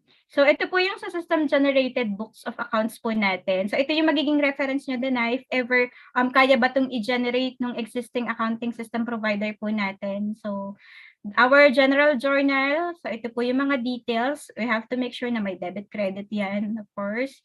General ledger, sales journal. So, hindi na po tayo mag-wonder ano ba yung mga book of accounts na kailangan nating i-register or i-apply for computerized accounting system. So, nandito na po siya. So, binigyan na po tayo ni BIR ng idea ano ba yung mga kailangan po nilang i-check. Ayan. So, at least nalalaman na po natin kung ano yung mga kailangan po nating i-prepare. Okay, so sales, purchase journal, inventory books. So, ito in our part po kasi wala naman po kasing inventory si Q&E. Ito po pertaining to physical inventory. So, if your business is trading at warehousing, meron tayo talagang actual or physical inventory, we have to indicate po this one. So, compliant ba tayo dito? Okay? And meron ditong part wherein, ayan, so yung mga accountable forms, BIR forms po natin. Ito, yung sa System Security Framework. So, ito po ang makakapag-indicate kasi nito is si taxpayer. Kasi pertaining po ito kung saan nakalagay po yung ating server. So, hindi na po yan responsibility ng software provider po natin. Unless na lang po na kay software provider, nagpa-cloud hosting tayo. So, si software provider po yung mag-check kung compliant ba sila or not. So, yung mga server po natin, ayan, we have to make sure na mayroon siyang mga password, accessible ba to ng lahat ng user. Yan. And then meron ba mga access control, yung mga user, yun, you have to identify. Then server room ba natin is equipped with air conditioning? So yung mga ganun po, kailangan pa rin talaga natin siyang i-declare. And if ever dineclare natin, then we have to comply. Kasi baka po naka-declare dito, so ma-visit tayo ni VIR, then malaman nila yung server natin walang proper server room. So hindi maaano po tayo, maka-question. So pag sinabi natin compliant tayo, then kailangan po natin siyang i-follow. Yan. Server room and data center are protected against power failure or fire. So, yung mga ano po natin for security purposes, paano na po, meron ba tayong backup? May generator ba po tayo to function if ever wala tayong kuryente? So, mga ganun po. Ayan. Properly installed under the roof or into walls, not left on the floor. Kasi for the server, ang gusto talaga kasi din ni BIR, the server is properly located po sa ating mga offices. Lalo po yung physical server talaga. May proper ventilation, may proper room po sa kanya. Okay? And yung mga networks din po natin. So indicate din po natin siya one by one. Yeah. So medyo madami po yun. So even though nakalagay 12 items lang, pero per items, ang dami po niyang sub-items, sub-question. So medyo tatsagain lang po talaga natin yung pag-fill up nito. Then makipag-coordinate na lang din tayo dun sa ating software provider for this one. And of course, it have to be signed talaga na, ano po, original signature. So if ever you have old application, i-attach na lang din po natin para reference din po ni BIR. And you can see here, nag-pass talaga tayo ng sample format. So try ko nga i-rotate. Ayan. So this is the sample format ng sinubmit. Sinubmit pa po ito, hindi ito yung actual. So indicate natin yung details. And of course, pag nag-submit tayo, may transaction po dapat tayo, hindi po blank yan. And then, ito, actual, din po to, actual customers po namin. Then, permit number, date of issuance. Yan po. So, naka-blank lang siya, pero naka-indicate po yung mga information dito. So, yung OR number, ito po, should be the same. OR dash, then 1, 2, 3, 4, 5, 6, then OR dash, 1, 2, 3, 4, 5, 6 digits. So, yun. Be mindful po sa pag-check ng mga accountable forms po natin. Okay, so during our application, this is one of the requirements. So kailangan naka-indicate na meron tayong label or note na this official receipt shall be valid for 5 years from the date of acknowledgement certificate. So ito very important po siya before. But right now, we are glad din sa bagong memo na binigay po ni BIR na hindi na bibigyan po ng restrictions yung mga 5 years. Hindi na siya lalagyan ng 5 years validity.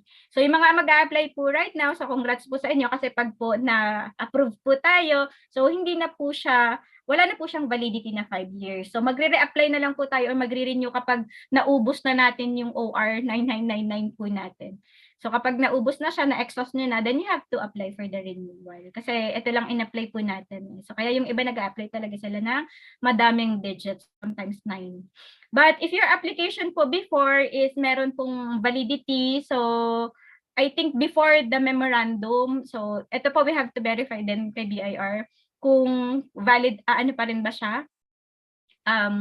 Kailangan po na i-follow pa din. I believe parang na-mention before na kailangan i-follow pa din yung 5 years. So lalo na kung na-expire na po tayo, 'di ba? Na-expire na po tayo bago lumabas po yung memo, then kailangan na po nating mag-apply. Okay, pero kung lumabas po yung memo at hindi naman po tayo expired pa, then it means valid po sa atin yung no validity na 5 years. Okay po. So, yung mga next naman po nito is mga mga sample formats na po ng ating mga accountable forms. Ayan. So, lahat po ng mga forms natin, isa-isahin po kasi natin siya kailangan i-print. Ito po, even the financial statement. So kapag po in-apply natin yung ating mga financial statements as electronic din, kailangan po natin talaga mag-provide pa din ng sample format. So ito lang po yung sometimes during the processing po ng application, dito tayo nagtatagal. Yung approval kasi mabilis lang as long as we already provided all this information. So mabilis, sabi ko nga po, as short as 3 days. Pero kung i-send na po sa inyo yung inyong acknowledgement certificate. So ito lang yung medyo tedious na part sa applications po natin. So yung pag-prepare po natin ng mga sample books. Ayan. And our audit trail. So ito po, naka-indicate po dito yung details. See? Teka, rotate ko lang ulit.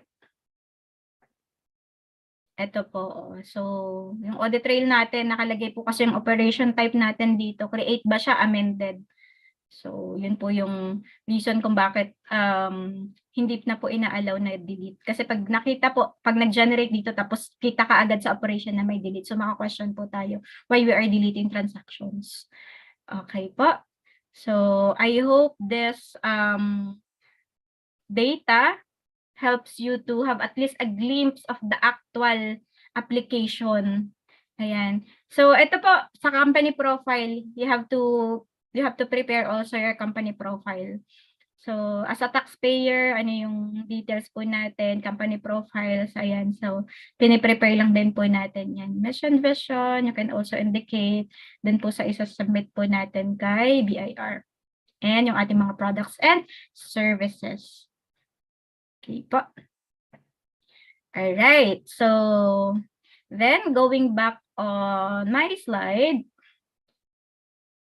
So once everything is done and then after 3 days, bumalik na yung acknowledgement certificate natin with stamp and signature from the bureau. Then congratulations, we are already cash approved and pwede na po tayong mag-start to issue accountable forms and reports na system generated. So ang saya po talaga kapag nakakas na tayo kasi very paperless. So makakatipid na po tayo ng paper at saka mas efficient po kasi mag-send ka lang, mag-email ka lang ng copy ng OR dun sa client mo, then valid na yon for their claim of input VAT. Okay? The next is, of course, I would also take this opportunity to promote to you na si Q&E, we are CAS ready. So the reason why also we have this knowledge about how to apply for CAS kasi it was already experienced by our company. So hindi lang naman po ito naging madali. Of course, we have to go through some verifications and more enhancement to do para lang po talaga makakomply tayo kay BIR. Kasi hindi naman po, of course, agad na nang nag-develop si Q&E, compliant na po siya. So hindi po talaga na-assess tayo, na-verify tayo ni BIR. May mga comments talaga si BIR na we have to acknowledge to make sure na yung system na ipoprovide na po namin is CAS ready po siya. So ready to apply anytime. Lalo na po kung yung clients natin is na-notify, nasenda na ng letter ni BIR na kailangan na silang mag-computerized accounting system.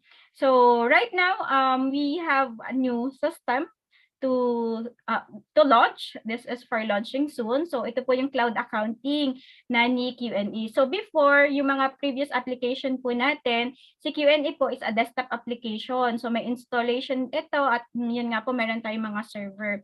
Pero since cloud is already, of course, ito na yung trend right now and we are very thankful kay BIR kasi even cloud, pwede na po nilang i-approve as CAS as long as nagko-comply talaga. So we developed the Q&E cloud accounting system. So this is the newest and latest addition to our line of products. So focusing pa rin tayo sa requirement ng mga SMEs at saka compliant pa din with the Bureau. Okay? So we have to make sure na yung cloud accounting po natin is may i-apply pa din po natin for BIR. So nandun pa rin yung mga BIR module po natin. So for our participants who are currently using yung ating Q&A accountants program na mayroong BIR module, if ever you are interested to, of course, check this one out, so Q&A cloud accounting, so feel free to approach us. So yung booth namin nandyan lang po. Feel free to send your message and question and chat us on how you can register or you can avail the Q&A cloud accounting. And additional function of this one, so meron na din po tayong optical character recognition. So ito po yung tinatawag nating quick scan, kung saan i-scan na lang po natin yung document and maku-convert na po siya sa text. And through Q&A AI module, yung text na yun po will be converted into journal entries. So ganun na po yung trend natin right now. Talagang to really help our bookkeepers and users na mas mapabilis yung bookkeeping po natin.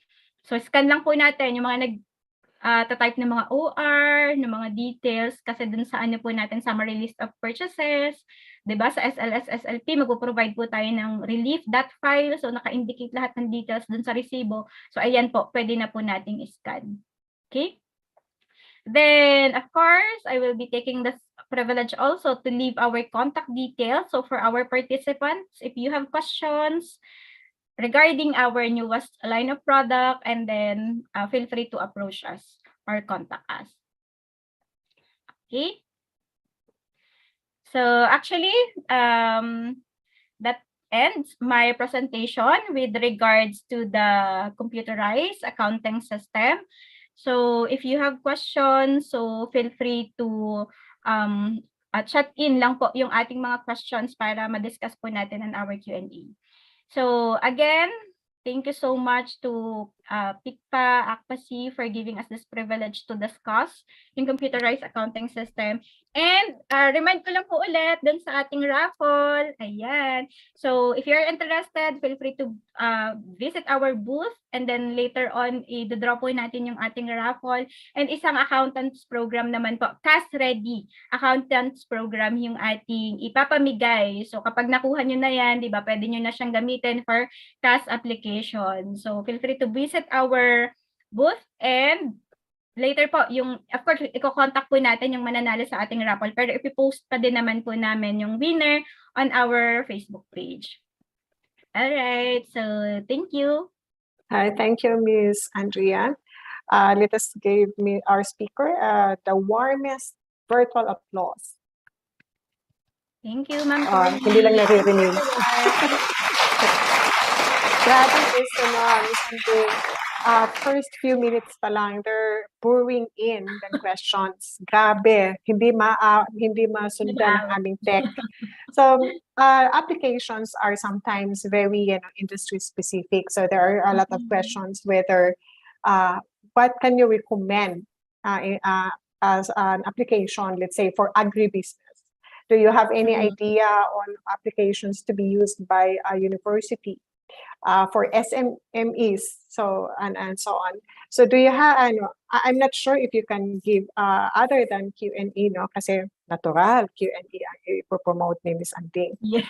So maybe the question would be, is Q&A would fit, let's say, a university or an education entity, an agribusiness, an SMME, or may mga question pa dito, membership club management.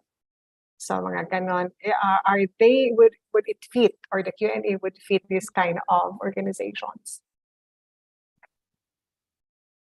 Okay, thank you, Ma'am Connie. And thank you, Ma'am Connie, for answering for me. Definitely, I will promote Q&A.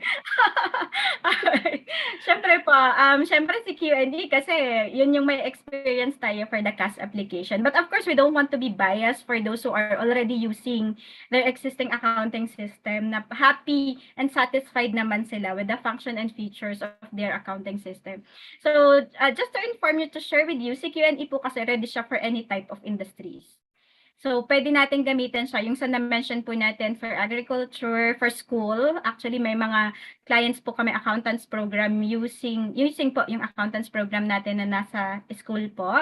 And then, not only trading and services, manufacturing and construction. So, definitely, ni-ready po talaga namin si Q&A for any types of business. And yung mga previous application po namin for CAS also is si Q&A na provide naman niya yung mga requirements. Okay, so of course, as I've mentioned, I don't want to be biased for those who are already using their existing accounting system. So I cannot mention any other names or brand ng software right now, but nakita natin yung mga requirements kanina. So as long as the system that you are using are compliant doon sa ating Annex B, yun po yung ating pwedeng maging benchmark to check if ever compliant ba yung system po natin. So as long as sa checklist na checkan po natin yan, then you can also use or apply your existing system for computerized accounting system. Thank you, Ms. Pinion. I hope it answers. Maybe just an added question. Since not every application would fit your requirements 100%, so Mhm. 85 to 90% would be good enough. And there would be some customizations that the taxpayer or the client would request. How expensive would these customizations be? So let's say, assuming you really want to fit your system in a construction and you don't have a project-based module, or do you have to add on a project-based module just to fit the construction business? How expensive would that be for the taxpayer? Okay, ma'am. So for the customization, it depends on the system provider. So for us Q&E, our customization, we are assessing the requirements on how complex it is or how comprehensive the requirement is po ano. And then we have to discuss it further with our research and development team. Kasi yung normally investment natin for customization depends on the number of hours will it take for our technical experts to do the customization. So I'm not sure if the same goes with other software provider, but I hope so. And normally the customization cost is hindi naman siya ganun ka ano ma'am ka pricey as long as hindi nga po siya complex. For example, kung yung existing system natin ginagamit for construction and then wala nga pong project module, then we asked our software developer if they can configure to have a project module. And depende kasi ma'am yun sa technology also that they are using. Like for example, for Q&E, meron na kaming existing project module, but if they wanted to improve the reports, yung mga reports na kailangang ma-generate doon sa project module, then yun po yung ipapa-assess natin. So roughly, yung customization ng mga reports namin ni Q&E starts with 9,000 and above. Yung above natin, depende na nga po yun sa comprehensiveness ng data. But I'm not sure with the other software provider, but I think it depends din po doon sa how comprehensive the data or dun sa requirements bago po sila mag-customize. Okay, thank you, Ms. Anting. This is something new for all of us, and this has been implemented by the PIR for the top 100 large taxpayer, the EIS. So uso din ngayon. So everybody is inquiring whether Q&E is not ready for the EIS. Let's say assuming a large taxpayer would want to get Q&E, they would really ask you whether you are ready now for the EIS compliance. Okay. So actually, we really receive a lot of questions regarding sa electronic filing system po. Invoicing yung EIS ni BIR, no? So right now, of course, we are monitoring this one, and actually, we are still under observation by the Bureau, but we are closely communicating with the BIR with regards to the requirement kung paano natin i-integrate si Q&E with the electronic invoicing system. So right now, yung latest feedback that we have received from them, so wala pa talagang standard RMO that was distributed for all. Kasi right now, ini-implement pa lang siya to the selected 100. And if you are not part of the 100, the selected 100, then hindi ka pa mabibigyan ng requirements kung ano yung kailangan para ma-integrate. So we are waiting for some of our large taxpayer clients, nakikipag-coordinate kami sa kanila na once you are notified by the BIR na pwede na kayo mag-EIS or required to use EIS, just inform us. Kasi doon kami dependent sa paano kami makakakuha ng technical requirements from them. Because if we directly go to BIR, so same answer yung nare-receive po natin na wala pa kasing RMO for public, and then yung technical requirements is wala pa ring final. So we are continuously monitoring and nakikipag-communicate kami. So sa mga participants po natin that are currently using Q&E, so no need to worry, we are doing our best to make sure na yung transition natin for EIS, electronic invoicing system is magagawan natin ng paraan. Kasi we have to make sure na compliant tayo. Kung required po kayo, then gagawa ng paraan po niya ni Q&E. Yeah, thank you.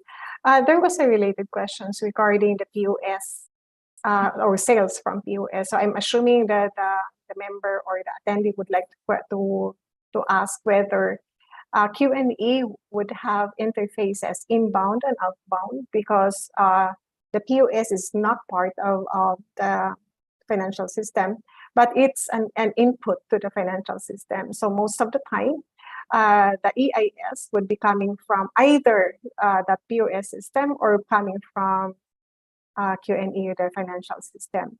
So it would Q&E accepts inbound and outbound. Alright, so for the POS question, so ang different natin for the POS, si POS, ito yung accredited should be. Dapat yung POS before we use it. Si accounting system, the accreditation will be the taxpayer. So the taxpayer must secure the permit to use accounting system, while for POS, the POS should be accredited by the BIR before you use it. So when it comes to the integration, yes, the Q&A po is ready to be integrated. So in fact, we have some clients that is using a point of sale na integrated na directly kay Q&E, wherein from yung data natin from the POS, we can sync it directly to Q&E para si Q&E yung nag-generate na ng books, na-update na yung ating, let's say, sales record.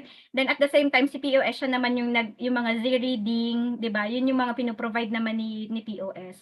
So yes po, ready naman si Q&E for the integration. So for the participant who asked if you have an existing POS right now, so feel free to approach us para ma-check natin yung compatibility for integration. So if you are familiar with the API integration, so it's a technology that was used po para yung both system mag-usap sila, si POS at saka si accounting system, so that they can sync with each other. So ayun, so for the participant who asked, so feel free to reach out Q&E para ma-check po natin kung yung existing POS provider natin is also ready for the integration. Kasi yung integration should be mutual po kasi. So even though for example, si Q&E, open tayo for integration. So pwede tayo mag-configure. Well, the other system naman, wala naman silang integration facility, then magkakaroon din tayo ng issue with that. But of course, we have to check kung may mga workaround tayo na pwedeng gamitin. Okay, thank you, Ms. Ambing. This is my question. In terms of long-term investments or long-term cost analysis, what is cheaper, on-prem, which you would invest in the hardware, or the web-based, which is based on subscription? So let's say we're talking about 5 years to 10 years, which would be more expensive? Okay. So to answer that, ma'am, so again, it depends on our provider. So on Q&A part, based on our experience, so the data that I will give to you is based kay Q&A. So si Q&A compared to the other provider na subscription-based. So the investment, hindi lang siya pwede nating i-measure by value or yung amount. It has to be, of course, yung satisfaction also. We have to get the customer satisfaction of using the system. Kasi the how cheap or how expensive, we should not based only on the amount po.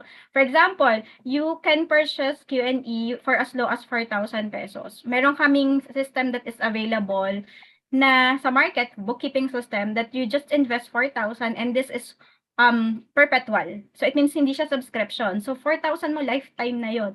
You just have to renew the software maintenance. So yun yung mga add-on cost na kailangan nating i-consider.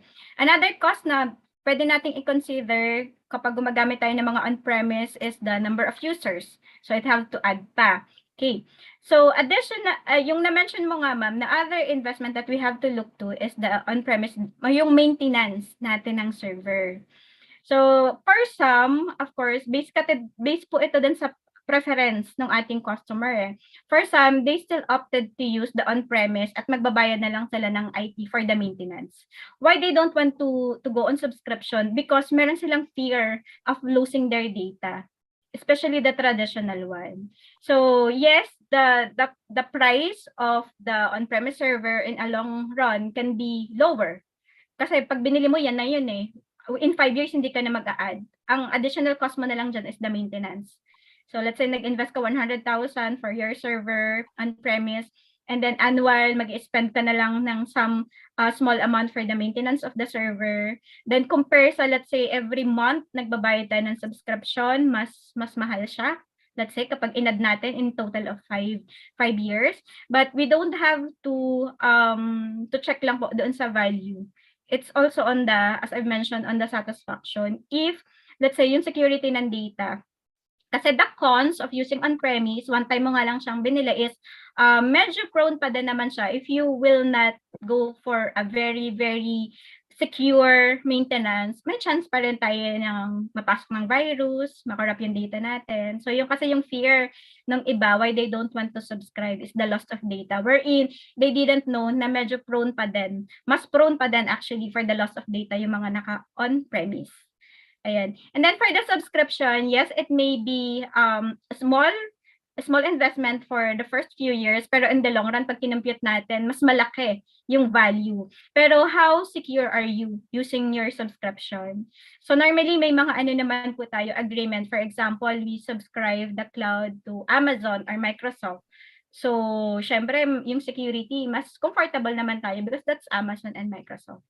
So, ganun po yun. So, yeah, for that, I think I cannot just rely on the value kasi it depend pa rin po sa preference ng ating user. So if you are conservative with the investment when it comes to the budget or sa cost, then mas kumbaga in 5 years, ang tinitingnan natin is yung laki ng investment natin when it comes to the value or then sa amount, then mas mura talaga kung in-premise siya. Kasi one-time investment lang yon. And then magagamit mo na for a long time. But if you also wanted to take it one step at a time, like initial investment mo mas maliit, pero at least you think na after 5 years, pwedeng mas malaki siya kasi mag-multiply siya depende on yung subscription natin. But yung sa satisfaction that you receive or dun sa security that you receive, mas satisfied ka on the subscription, then you can go for subscription. Yeah, thank you for that. We have time for 2 more questions. The second to the last question would be, maybe this is si Miss Macando. So she was asking whether an accounting firm can use Q&E or your application to their clients, and would the application be for the accreditation, it would be per client.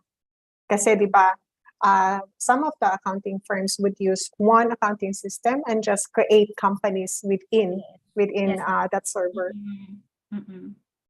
Yeah, so for that, yes, ma'am, per client pa din tayo. So even isa lang yung nagbo-bookkeep, for example, an accounting firm, and then nagbo-bookkeep ka ng 100 companies. So it is equal to 100 taxpayers. So if those taxpayers wanted to apply for CAS, kailangan pa rin po nating i-apply one by one. Kasi again, as I mentioned, yung acknowledgement certificate, ang nagsisecure po niyan dapat is the taxpayer. So not the accounting firm. Accounting firm po, if ever yung accounting firm kailangan po is compliant din sila, yung company po nila. But the issuance kasi ng mga accountable firms natin and filing ng books po natin per taxpayer pa din po yun, no? Kahit isang accounting firm lang yung gumagawa. So you have to make sure that the taxpayer also applied. So kahit isang Q&E lang yung ginagamit natin, then among your 100 companies, 5 yung gustong magpakas, 5 cash assistance po yung gagawin po natin. So per taxpayer po siya. The last question is just a clarification of the series of the number series of the documents. You mentioned kasi na if there's a downtime in the system, you use your manual system or manual OR, they issue the manual OR, and then you don't have to issue the OR or the computer's OR in the system. But how are you going to include that in the records of your CAS? So it means that you have a manual OR at the same time you have an approved computerized OR. So one, how to integrate that you would be able to record transactions in the manual OR. That's the first question. The second question would be, since you have a series in the manual and a series in the computerized accounting system, isn't it a suggestion that you have a prefix in your computerized accounting series, so it will not be a duplicate to your manual series? So that would be the last two questions. Yes, ma'am. So actually, that's one thing that we really put restrictions sa system. The document number should be unique. It should not be hindi siya pwedeng ma-duplicate. So unique siya per transactions. So in any case, as I mentioned nga po, yung manual natin, it should be a backup only. So in case lang na talagang down yung system, no way for the client to wait for the OR na maghintay pa na mag-up yung system, then no choice tayo but to issue the manual OR po natin. Of course, you have a series for that. i-record pa din po natin siya on the system afterwards. So once the system was up na, we have to record that OR kasi we have to recognize the collection. Kasi yun sa books naman natin, sa reports, financial statements, we have to record yung collection po natin. However, the series that should be put on our accounting system is the series of the manual OR. So, naka-indicate siya. Recorded siya, parang kinakopy lang natin or ni-recognize lang natin na nag-issue tayo, then naka-indicate siya. Para pag nag-generate po tayo ng cash receipt books, naka-indicate pa din doon na may receipt tayo na ang in-issue natin is the manual OR. So, you have to encode. That's the capability po of Q&E. So, actually, it's ready for setting up yung running numbers na with different prefix. For this kind of scenario nga po siya naka-prepare. So, then on the next time, for example, the last OR that you issued is 002. And then suddenly nag-down yung system, nag-issue tayo ng OR na manual, which is let's say, nag-start siya to 2022-001. So, pag na-record na natin siya sa system, we have to follow the manual OR series, the 2022-001. So, dun sa pangatlong collection natin, up na sa system, and the next OR naman po dun is the 003 na. So, since yung last 002, then nasingitan tayo ng manual OR series, okay lang po yun, since may ano pa rin naman tayo, backup as backup, then the next one, hindi natin i-skip yung next. So, magpa-follow pa din po sa the next na series, which is the 003. So, ganun po. Yes, capable tayo. So, yes ma'am, I agree also na nandun dapat yung prefix, at least to differentiate alin dito yung collection that was issued using the system and the collection that issued using yung manual natin na during backup time. Thank you, Ms. Pinion. I'm sure ang dami nilang natutunan from you. And, I think that most of the issues na lang is the RMO that BIR would issue regarding EIS. Kasi lahat apprehensive on how to comply. Nakaabang paano. So thank you very much again. Back to Menchi.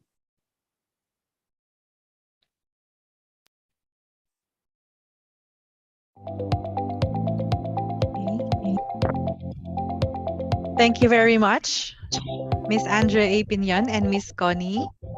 Let's give them a big round of virtual applause. And now,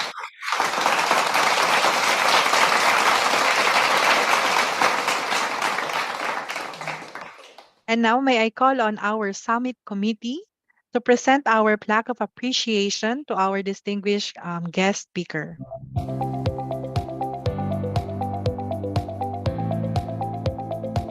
Okay. With the distinct honor, I am pleased to present the plaque of appreciation to Ms. Andrea Pinion. The citation reads, "The Philippine Institute of Certified Public Accountants, Commerce and Industry Sector, in collaboration with the Association of Certified Public Accountants in Commerce and Industry, ACPACI, Metro Manila Geographical Area Office, Metro Manila Region Committee of SMEs, Committee of Professional Development, present this plaque of appreciation to Ms. Andrea A. Pinion, Channel Sales Manager of Q&E Software Philippines, Inc., for her invaluable contribution as resource speaker on the topic Computerized Accounting System during the PICPA Nationwide Business and Career Summit, given this 30th day of September 2022 at the PICPA Building, Shaw Boulevard, Mandaluyong, virtually as well, signed by Dr. Erwin Vincent G. Alcala, President of PICPA, Ms. Lolita P. Tang, Vice President for Commerce and Industry, PICPA, Ms. Arceli A. Rodriguez, Sectoral Director for Commerce and Industry, PICPA, and Mr. Maria Teodoro Josefat C. Martinez Jr., President of ACPACI. So may I request all the personalities in the panel room to open their camera for a photo opportunity with our distinguished guest speaker.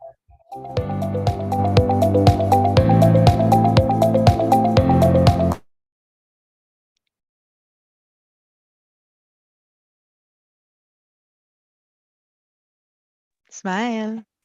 Okay po. 1, 2, 3. Smile. One more time po. 1, 2, 3. Smile. Last one po. 1, 2, 3. Smile. Thank you po. Thank you po. Thank Thank you, you, Kuya. Thank you. Thank you. So before we end our session this morning, thank you so much. So before we end our session this morning, we will have a raffle of a free Q&E software. So stay tuned. You may be the lucky winner. So Q&E will post the winner to the Q&E Facebook page. Thank you, Q&E. Okay, so that wraps up our first session today. So before leaving the room, please do not forget to accomplish the post test and the post evaluation survey that will be posted in the chat box. As announced earlier, you must accomplish this for you to earn a certificate of attendance, which is one of the requirements for you to completely earn the CPD units in your participation by answering the post test.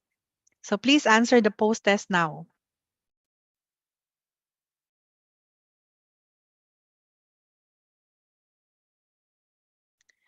Okay, so before we end this session this morning, we would like again to acknowledge our partners in this summit. Our co-presenter, PICPA Metro Manila Geographical Office, PICPA Metro Manila Region, Chartered Institute of Management Accountants, CIMA, Owishi, Oh Wow, Liwayway Marketing, Gold sponsors, Bopi Manufacturing Corp, East West Bank, One Tax.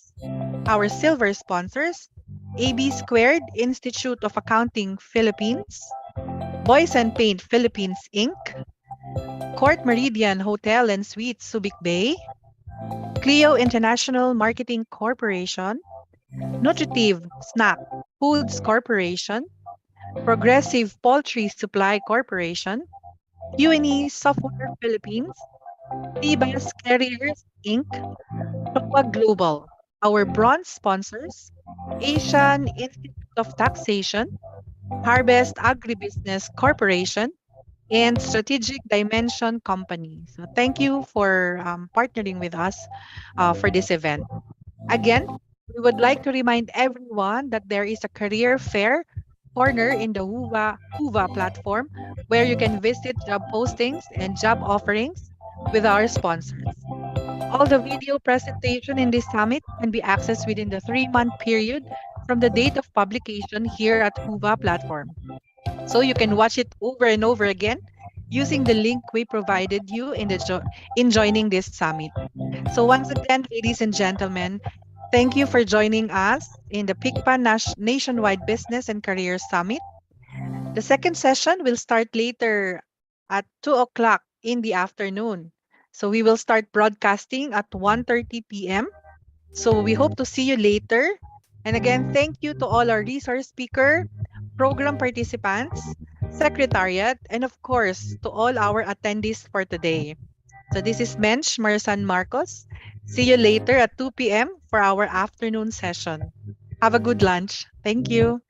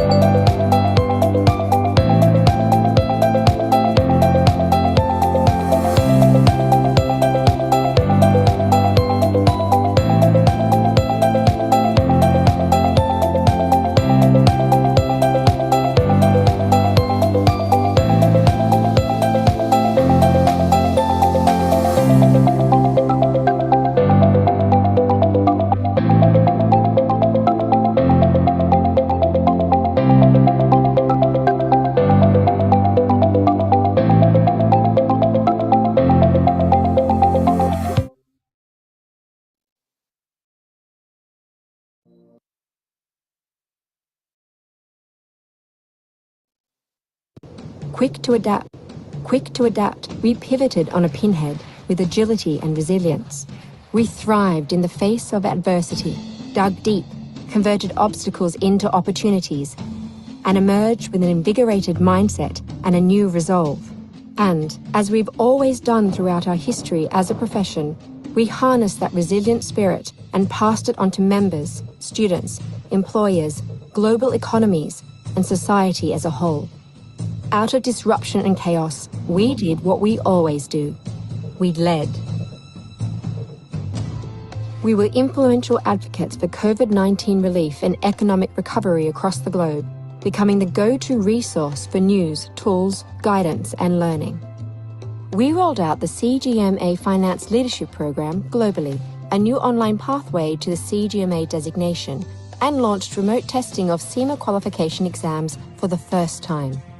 And we introduced new learning resources and tools on data analytics, digital strategy, and managing risk, shifting all CPD events to virtual platforms to prepare members to be future ready. We also ramped up our support for environmental, social, and governance reporting and assurance and risk mitigation, central issues to the profession's future role. On the jobs front, we posted nearly 1.3 million positions in the US, the UK, Europe, Asia, and Africa on the Association of International Certified Professional Accountants Global Career Hub. And as always, we kept our focus on advancing diversity, equity, and inclusion in the profession. We've brought confidence to individuals, organizations, and the world's financial systems. Our foresight and preparation helped transform our organization and the profession during this crisis. Change won't ever stop, but we can ride the momentum of this moment and create trust, opportunity, and prosperity in new, innovative ways. We were ready, we adapted, and we will continue to thrive.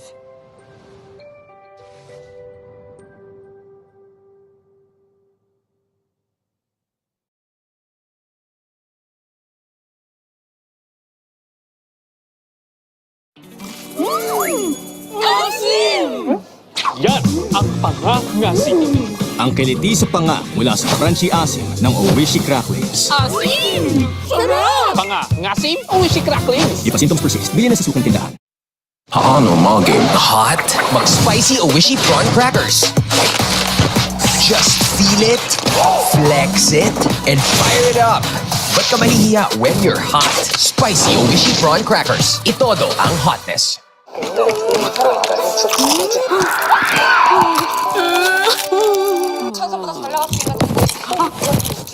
Nilamon ng kakanood magdamag, lumamon ng Oishi Crispy Patata. Lalamunin mo sa sarap. May something.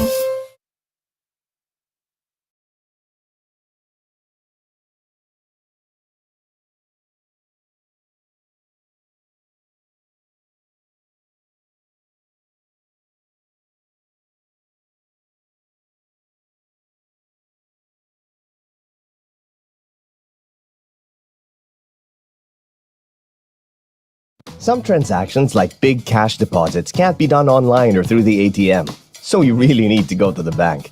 In these cases, you need to be in and out as fast as you can. Introducing EasyWay, East West's expanded transaction channel. The faster way to process your transactions, even before you get to the bank. Here's how. Before leaving your home for any of these transactions, simply contact us via SMS, Viber, Messenger, or email. Indicate the kind of transaction and include the necessary information. You'll receive a unique transaction reference number once confirmed. Your transaction will be ready when you get there. Simply show the transaction reference number or give your account number to the teller. You're in and out in no time, so you can spend more time for the things you want and need to do. For faster, easier transactions at any of our stores, there's an easy way.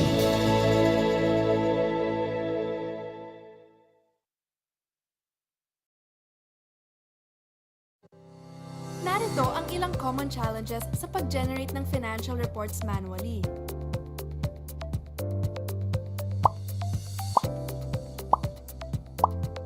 Sa OneTax Plus, di mo na kailangang problemahin ang mga ito. Sa Plus, mas madaling i-manage at i-view ang reports dahil sa mga filter na available sa platform. Maaari mo ring i-export o i-download ang reports sa iba't ibang format.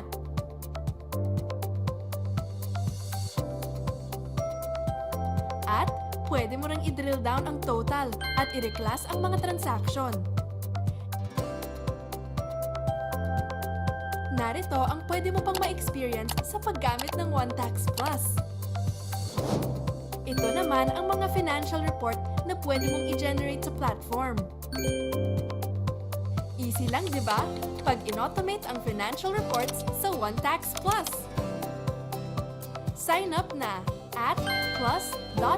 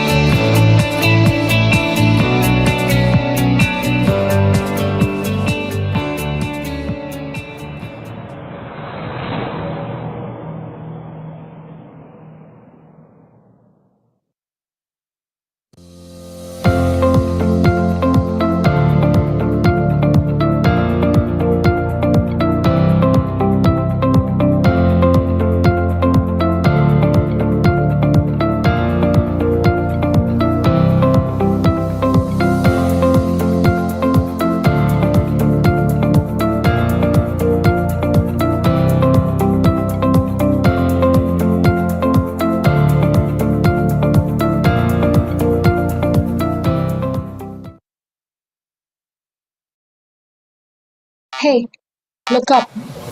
Mark your calendars this December. The solution that lets you work anytime, anywhere, while being compliant with the Bureau. But here's the best part. It has optical character recognition. Be online all the time, whenever and wherever you like. Experience Cloud9 with Q&E Cloud Accounting.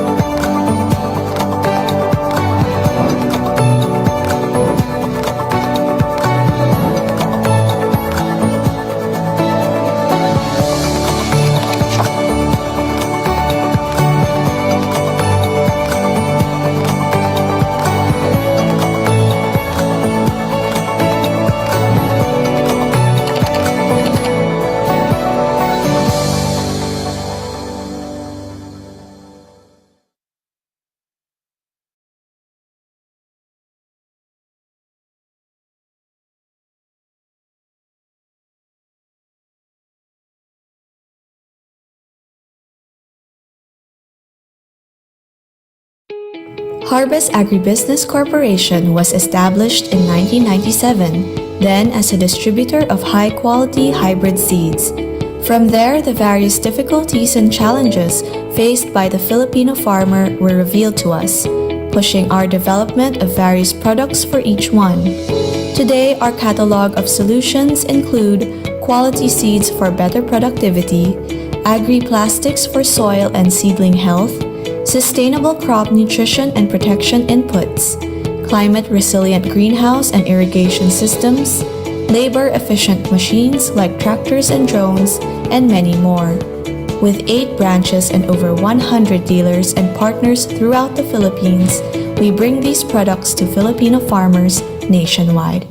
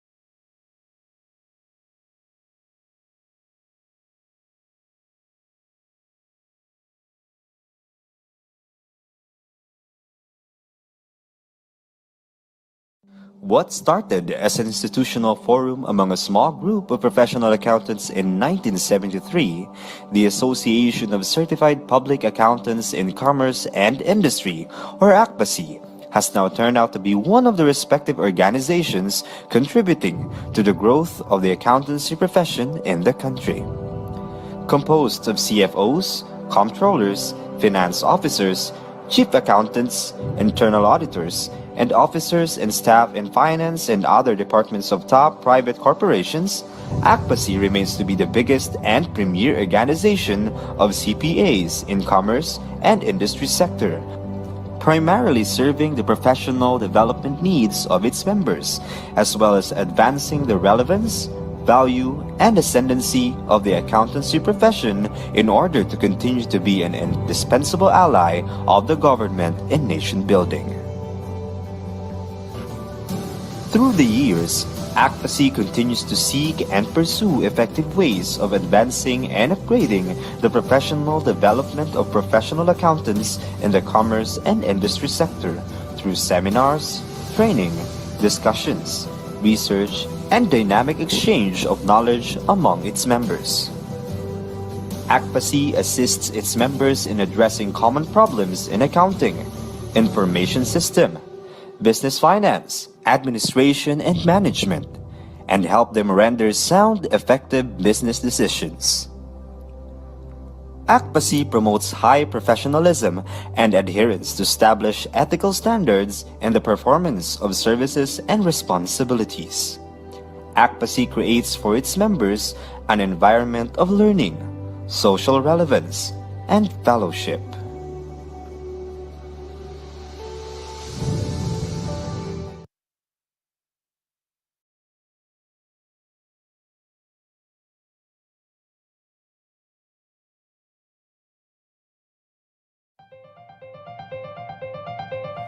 Accountancy has been acknowledged as the driver of all economic enterprises and accountants, the recognized guardians of business and industry. Where there is money, commerce, business, and financial transactions, there is the practice of accountancy. Any fully functional business, say a posh hospital, a humble school, an expansive construction empire, will all have one thing in common: an accountant at their service.